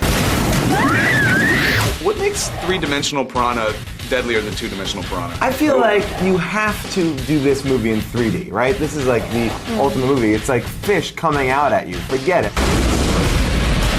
Oh my God. Other than Avatar and some of the animated stuff that's come out, we haven't really seen the potential of 3D yet. People are very excited to see a remake of something that was completely campy back then, and you can make it campy again, and people are still stoked. Alex Aja, the director, does such a great job of making the scary stuff really scary and the fun stuff really fun. I think one of my favourite scenes is the chainsaw scene. When oh, yeah. He gets yeah, the chainsaw and he just takes on all the piranha. That or for I think me it's is like the ultimate. You know, it's an outboard motor. It's exactly what you think. Piranha 3D, that's what it is. Like, yeah. It will not disappoint. I promise you. Semper Fi, the battle cry for the Marines against the alien invasion in Battle Los Angeles. Hoorah! We don't know a lot about this film yet. What can you tell us without giving too much away? Just think Black Hawk Down with aliens. Why LA? Well, ALA's got great shopping, great malls. What can you tell us about these aliens that are invading us? They are, a new breed of alien. You've never seen this alien before. It's a creation for our movie. There is acid involved and explosive bullets, and it's pretty damn gnarly. Another Comic-Con, another sweet sci-fi lineup, proving once again the geeks are here to stay. Nanu, that's old school. You hanging in there? It's home stretch. And a corn dog, yeah! And sadly, 12 people will list Olivia Munn eating a corn dog as their most amazing thing they've seen at Comic-Con. It's going to make the list. I love corn dogs. Yeah, Twitter's blowing up. Don't forget, you can get all your up to the second Comic-Con 2010 news, photos, and videos, including Olivia Munn dining on a corn dog, at g4tv.com/Comic-Con. Anything you want to say to the kids? All right, stay tuned. We've got more Comic-Con for you, including the new Nick Frost and Simon Pegg movie, Paul Ant. Oh, I love Nick. We'll get our zombie on with Resident Evil Afterlife and maybe eat some corn dogs. I need some ketchup. Stick around. I need some ketchup. Get her some condiments. You, Team Fortress Engineer, go.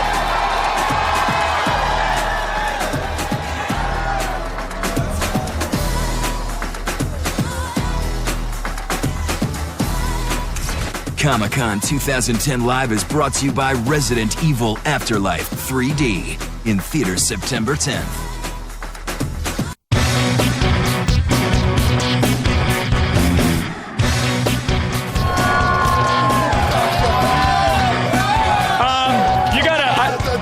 I am clearly not a heavy. You got this one, sir. Is that Natasha? Is that Sasha? Who are you? This is Sasha. This is Sasha. Yes. All right. And you, of course, are the medic from Team That's Fortress right. 2. Yeah. Of course. Are you rolling Chris Krieg? Are you rolling Uber? The Charge? Uber. You always got to go Uber. Always.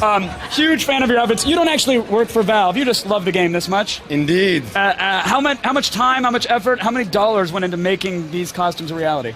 Between $100 and $400 and 100 and 200 hours. That is the most eloquent the Heavy has ever spoken. Thank you for that. What about you, sir? A little less, but much more time. All right, and finally, the question on everybody's mind, the new Engineer update that came out a few weeks ago. Do you feel that the movable sentries, did that really throw off the balance of the game? Did they need to be nerfed? They need to be nerfed. Okay, this is the only place you can ask a question like this and get an actual answer. Do you agree? Agreed. Okay. Too powerful. By the way, there was a red spy behind you, so make sure you check and just start spamming. Oh, no. Where is... No, there's a spy! Get it! Spy is the spy! Olivia, go! Do something, quick! I'm ready. Nick Frost and Simon Pegg have given us nerds a lot to be thankful for over the years. Now they're back with a new movie about two comic book geeks who accidentally discover an alien life form. Please welcome Nick Frost and Simon Pegg. Yay! Let me just hold on. Yes, and yes. All right, high five. Thanks for wearing your badges. Thanks for wearing your badges, because we wanted you to know who we were. We wouldn't have let you up. Now, it's obvious that you guys love being here. I mean, this is like, second home for you guys, I'm sure. Have you had a chance to get out on the floor and geek out at all? Yeah, we went out straight away when we got here. Thursday we came and walked the floor. Do you have to do masks, or they just walk around? I wore a mask, yeah. What'd you wear? It was like a sort of Italian drama mask. It wasn't really very Comic-Con. I felt more insecure. exposed than if I didn't have it So I was like, who's that guy? What's he doing? What the hell? I didn't wear one. You didn't wear one? Well, because I wear glasses, so if you put a mask on, they steam up, and I kept bumping into no contacts? Boba Fett. I left them at home. Oh, that's... Yeah. Oh, well, maybe it's next time. stupid, that's what it is. That is very stupid. Yeah, it's stupid. God, you're a stupid man. Why? Look, someone had to say it. You got yes men around you all day long. I might as well be the one to say and it. some yes women, yes, too. you have. You're a real breath of fresh air, Olivia. I might say yes. So with your film's website, you've been asking everybody, what is Paul? So can you finally tell us what is Paul? Can we? No, not really. Well, you guys had to consult each other, give a little look. Well, he's kind of a, Wait, he's can I an get in? alien. What's up? What's up? He's an alien. Okay. You'll see it. I mean, we're going to do a panel shortly and yes, reveal him for the first time. Yeah. So there, look, there's me. There it is. Now you guys, that is whatispaul.com. That's me with my ink on. Rejuvenate mask on. Well, you guys play comic book geeks on a road trip across America, and there's geek landmarks that you hit, right? So which ones did you guys figure out? Well, I mean, these guys are into, as well as, loving Comic-Con, they're also into aliens and alien hunting, so they go to Area 51, and then there's a kind of trail around New Mexico and Roswell and White Sands, but they only get as far as Area 51, and then they happen upon the eponymous Paul. So how close are you guys' character to yourselves to the characters? Do you believe in aliens and all that stuff? I like to believe in aliens. Yeah. But I don't believe that they come and visit us, though. I don't believe that... What do you believe? I believe that they're out there. I want to believe, but I don't think they come in spaceships. I think that's... How do they come? I don't think Segway? they come. I think they're probably, on little penny farthings on another planet. I think that if anything, I think they're probably at the same stage of evolution as us. Oh. Where do you think they live? I don't know. Who knows? Spain. Yeah. In Spain. You know what's exciting is that Nick, you usually play the sidekick to Simon's roles in the movies, but this time you're the lead. You're enjoying the spotlight, and you are. Well, we both are. We wanted to mix it up so people didn't get bored with what we were doing. So this is how we've done it. You mean bored with Simon? Is that what you meant? It's more bored with that guy. How would you get if you're bored of him? You're bored of life. He's like Venice. I'm not. He's like, look at that. Me and 20 slave Look raiders. at you. You're enjoying your Comic-Con, aren't you? Life, yeah. Now, since Paul doesn't really count your guys like your whole Blood and Ice Cream trilogy, right? So can we expect more of these? So it's you usually do like a whole series. A Paul 2, you mean? Like a Paul 2, Paul 3. Maybe. We had such a great time like making Paul this movie. Step up to the streets. Yeah. Paul 2, like Roman numerals 2. Oh, that's clever. Paul in 3D. Or Paul 2, TOO. Paul TOO. There's not enough hours in the day for what we want to do, so hopefully. Well, you're doing Star Trek, right? And you're also coming on to Mission Impossible. Star Trek, yay! Star Trek, yay! And Mission Impossible. Yeah, right? well, kind of, maybe. Maybe-ish. Maybe I just... that kind of got announced slightly prematurely, but yeah, I mean, hopefully it's all up in the air. You can't do anything in secret these days. No, not with the internet. So, No. so are you excited? Is that something that you love doing? Or you just want to keep doing movies? I can't be bothered with it, Olivia, to be honest. I find it all very boring It's and really, tawdry. it's so hard to have a trailer and have tons of I money don't want to and be in people are Mission in Impossible. movies. Yeah. Well, you love the action. I mean, you're so great in Star Trek. You were so funny and Well, so we're fantastic. doing another one. I think it'll be next year. You know, J.J. Abrams is a master secret keeper. So I mean, I've been bugging him for years about what's going to happen in Lost, and he never told me. So I mean, you know, as far as I know, we're making it next year. So are you just having the time of your life here right now? Besides like all the It's Leias? amazing, yeah. We're just about to do a panel in front Any of... surprise at the panel that you guys are doing and people have to go kind of big? Yeah, you know, it's the biggest panel we've ever done. So we're gonna make an effort and we're gonna show the 3.5 minutes of the film, and we're gonna give something back. Do you guys get excited about meeting all the fans and that whole thing? Or are you kind of Absolutely. just Absolutely, That's the way yeah. it should be. I don't understand when people get so frustrated. They're like, I don't want to do this. I don't want to sign that. It's like it's ridiculous. Well, this is why we're here. So if you didn't get excited, you're probably dead. You guys are like the coolest people ever. Yes, we are. You are. I love Yes, you guys we to are. death, and your movies are so funny, and you're just the best. I love you Olivia, too Munn. so much. You guys are the best. Go see your people.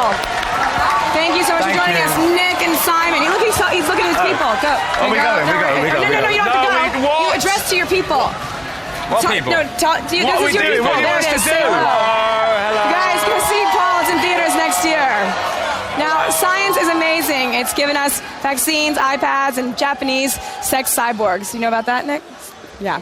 Thankfully, G4's new show, It's F in Science, isn't about any of those things. It's just got awesomeness like blowing up glass with the power of sound. That's right. What we're going to try to do today is make a directional wave using a sonic boom from primer cord. Okay, ready, guys? Yep. 5, 4, 3, 2, 1.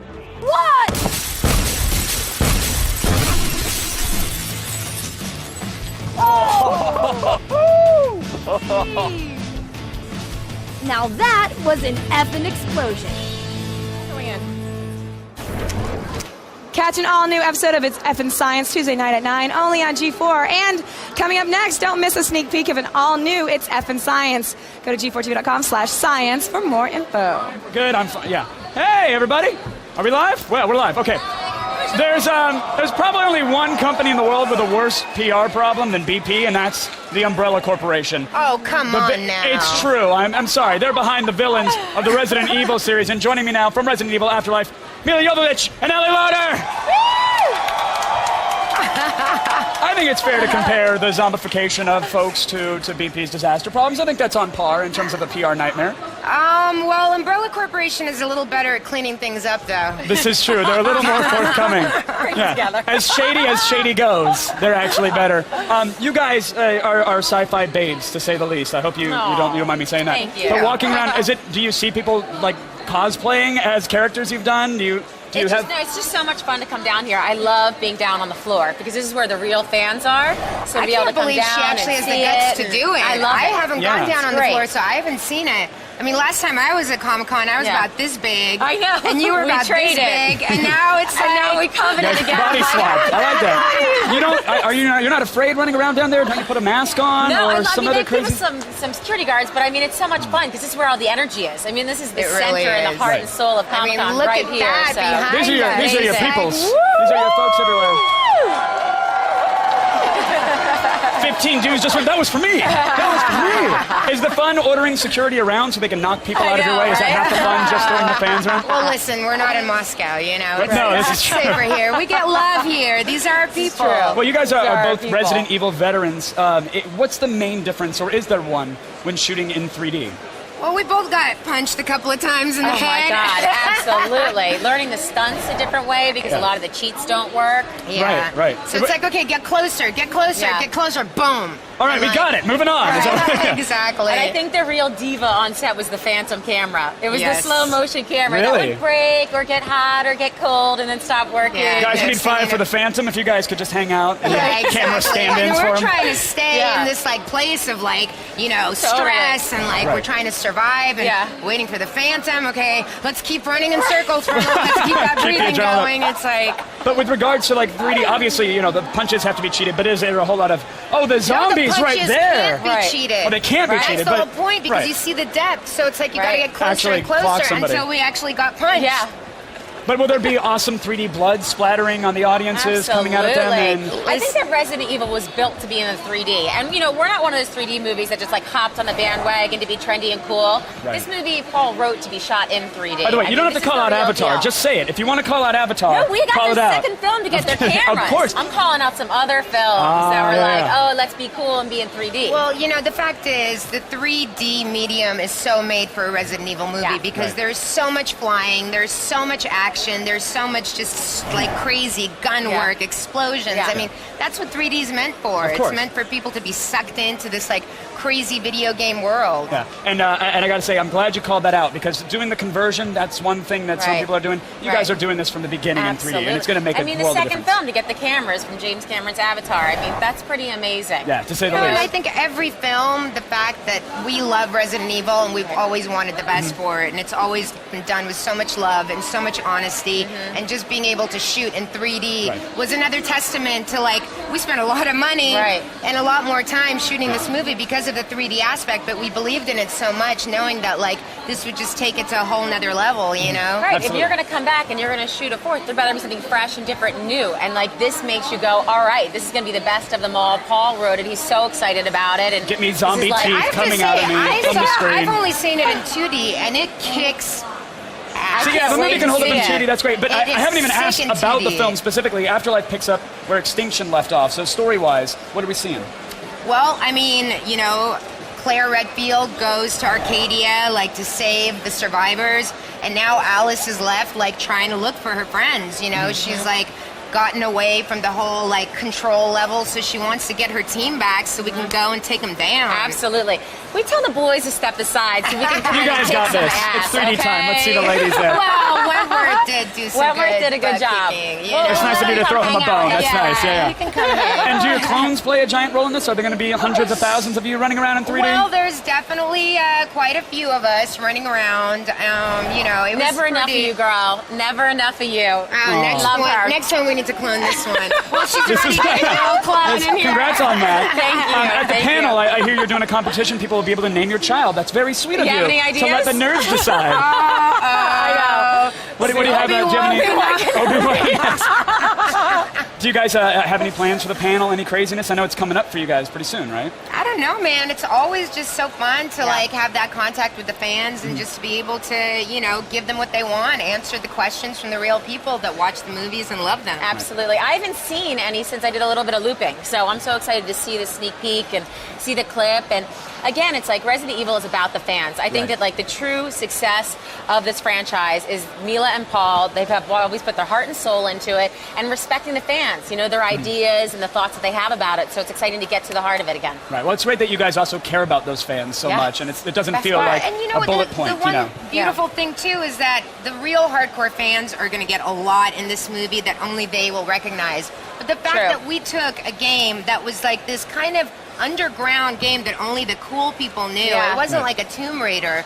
And suddenly through the movie franchise, it's opened up the Resident Evil world. Absolutely. This is such a huge audience. I mean, there's so many new Resident Evil followers now. And after my these mother's now films. afraid of It's super amazing. viruses. I mean, it's ruined her life as well. Well, listen, you know, I told everybody if there's a zombie apocalypse, I'll tweet you all my address. That's it. Come to my It'll be house. the last thing I see once the apocalypse starts is a tweet from you. Well, you guys both are absolutely phenomenal and gorgeous, and thank you for gracing our stage. We appreciate it. Thank you so much. You guys, Resident Evil Afterlife hits theaters this September.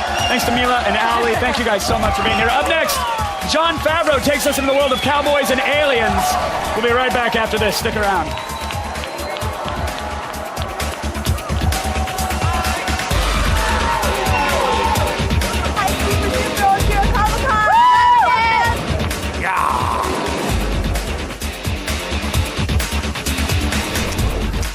Comic-Con 2010 Live is brought to you by It's Effin' Science, a full-on hack of science. Returns with all new episodes Tuesday at 9, only on G4.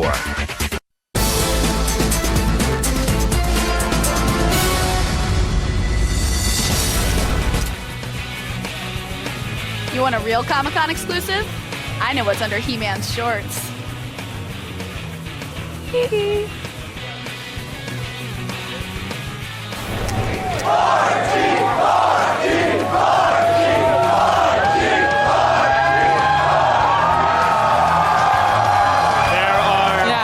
There are some exclusives even I can live without, but thank you.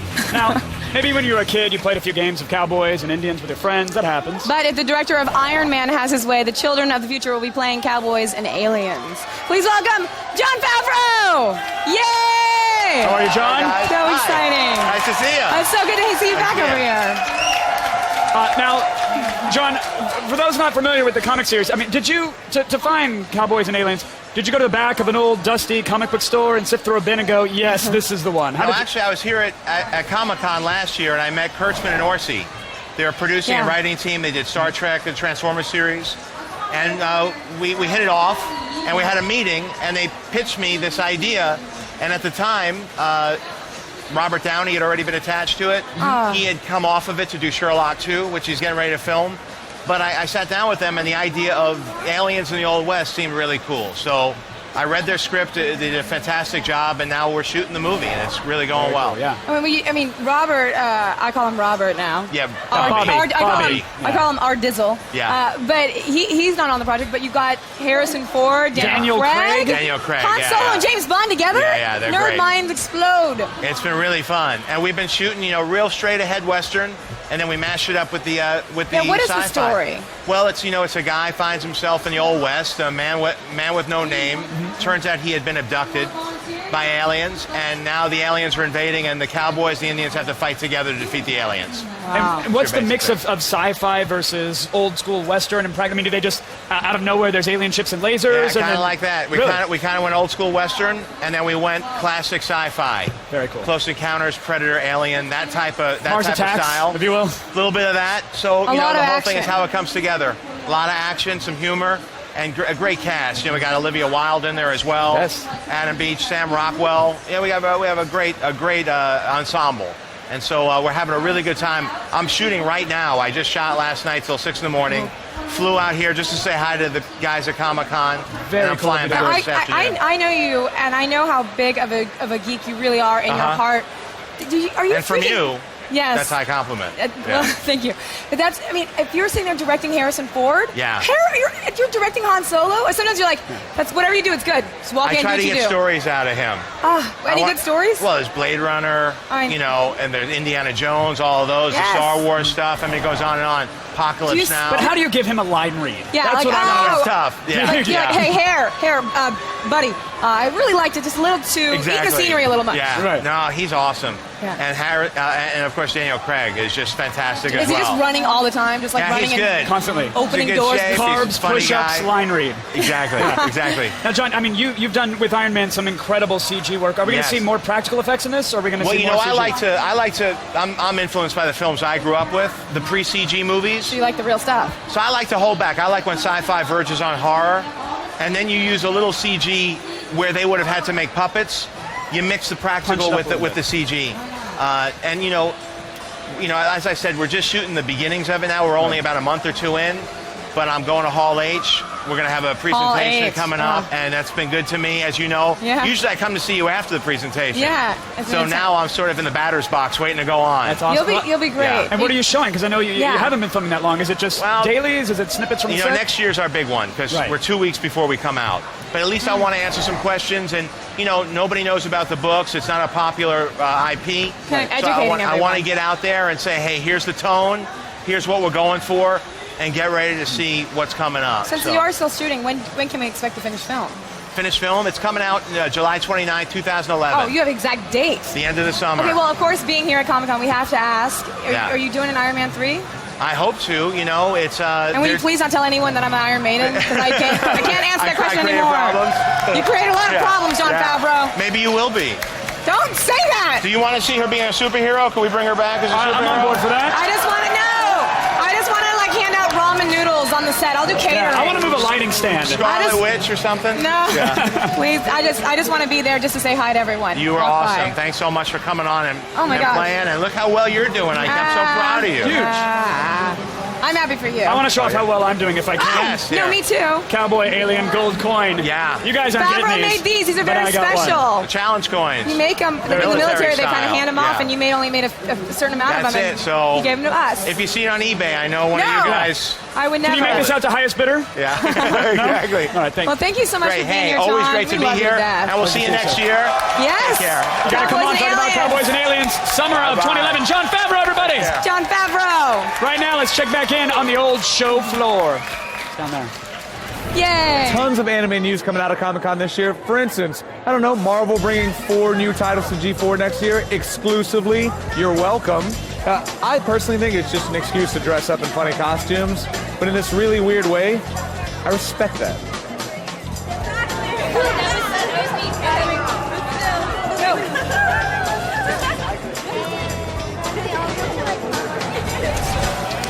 All right, Miss Munn, I think we did it. We did it! We did it! Comic-Con 2010! It's going in the bag, but before we do, favorite thing you've seen? What have you got? Oh, What do you like? so What do you far hate? all these, everyone coming on, like I just went hanging out with the guys from Chuck, and they were dancing, and then Community, and all those guys there. Our and of course, stage was Favreau. fun this year, My man. favorite thing was being here on the stage with everyone we around had the us. hottest spot at Comic-Con, Yeah, for it's sure. awesome. What about you? You know what? I was surprised. I thought coming into this, Scott Pilgrim versus the World. I'm still very excited. I hope to see it tonight. But the sucker punch footage that I saw, yeah, that was just amazing. blew me away. It was really great. Zack is incredible, but the mashup of all my favorite things. Can't wait for we didn't even people talk to see about the it. giant CG dragon. It was like the most awesome Navy recruiting video ever. Yeah. Giant dragon breathing fire, mechs, lasers. I'm psyched for it. Gun to the head. It was a lot of awesomeness. It's going to be good. So much fun. Lots of fans in costumes. Lots of fans in costumes. Which is always great. And of course, the folks at home, it's always good to see them tweet on the wall. We appreciate you guys doing that. And I just want to say really quick to everyone, I know there's been a lot of questions and comments and speculation, and everyone's wondering, am I going to stay here at Attack of the Show, hosting the show with Kevin? And, as everyone knows, I've got, my new show for NBC, Perfect Couples, coming out. And as you heard earlier, I'm doing a thing on Chuck, and also got the Daily Show with Jon Stewart. You also solved Cold Fusion. I did. I solved Cold Fusion, and I filled up that hole where BP kind of made a mess. Thank you for that. So I've got a lot of stuff going on, Yeah. but and they're my dreams, and I wanted to pursue them. But Attack of the Show is my home. I built it with Kevin, and I'm going to be there as much as possible. I'm not just over the hill. Sometimes over in LA, and I can just jump over whenever you guys... Can we helicopter you in or teleport you in? If you guys or what do need you a need? helicopter, I will come in. I will be at Attack of the Show as much as possible. I will be at Attack of the Show until G4 takes my keys and throws me out. That is awesome. I So your love badge you. doesn't work anymore on the door. So Attack of the Show is still hosted by Mom and Dad, Olivia and Kevin. Thank you so much for that. That wraps it up for us here at Comic-Con. Comic-Con may be over, but you can still get your pop culture fix by watching Attack of the Show, TV's only source for all the stuff you care about. Weeknights at 7, only on G4.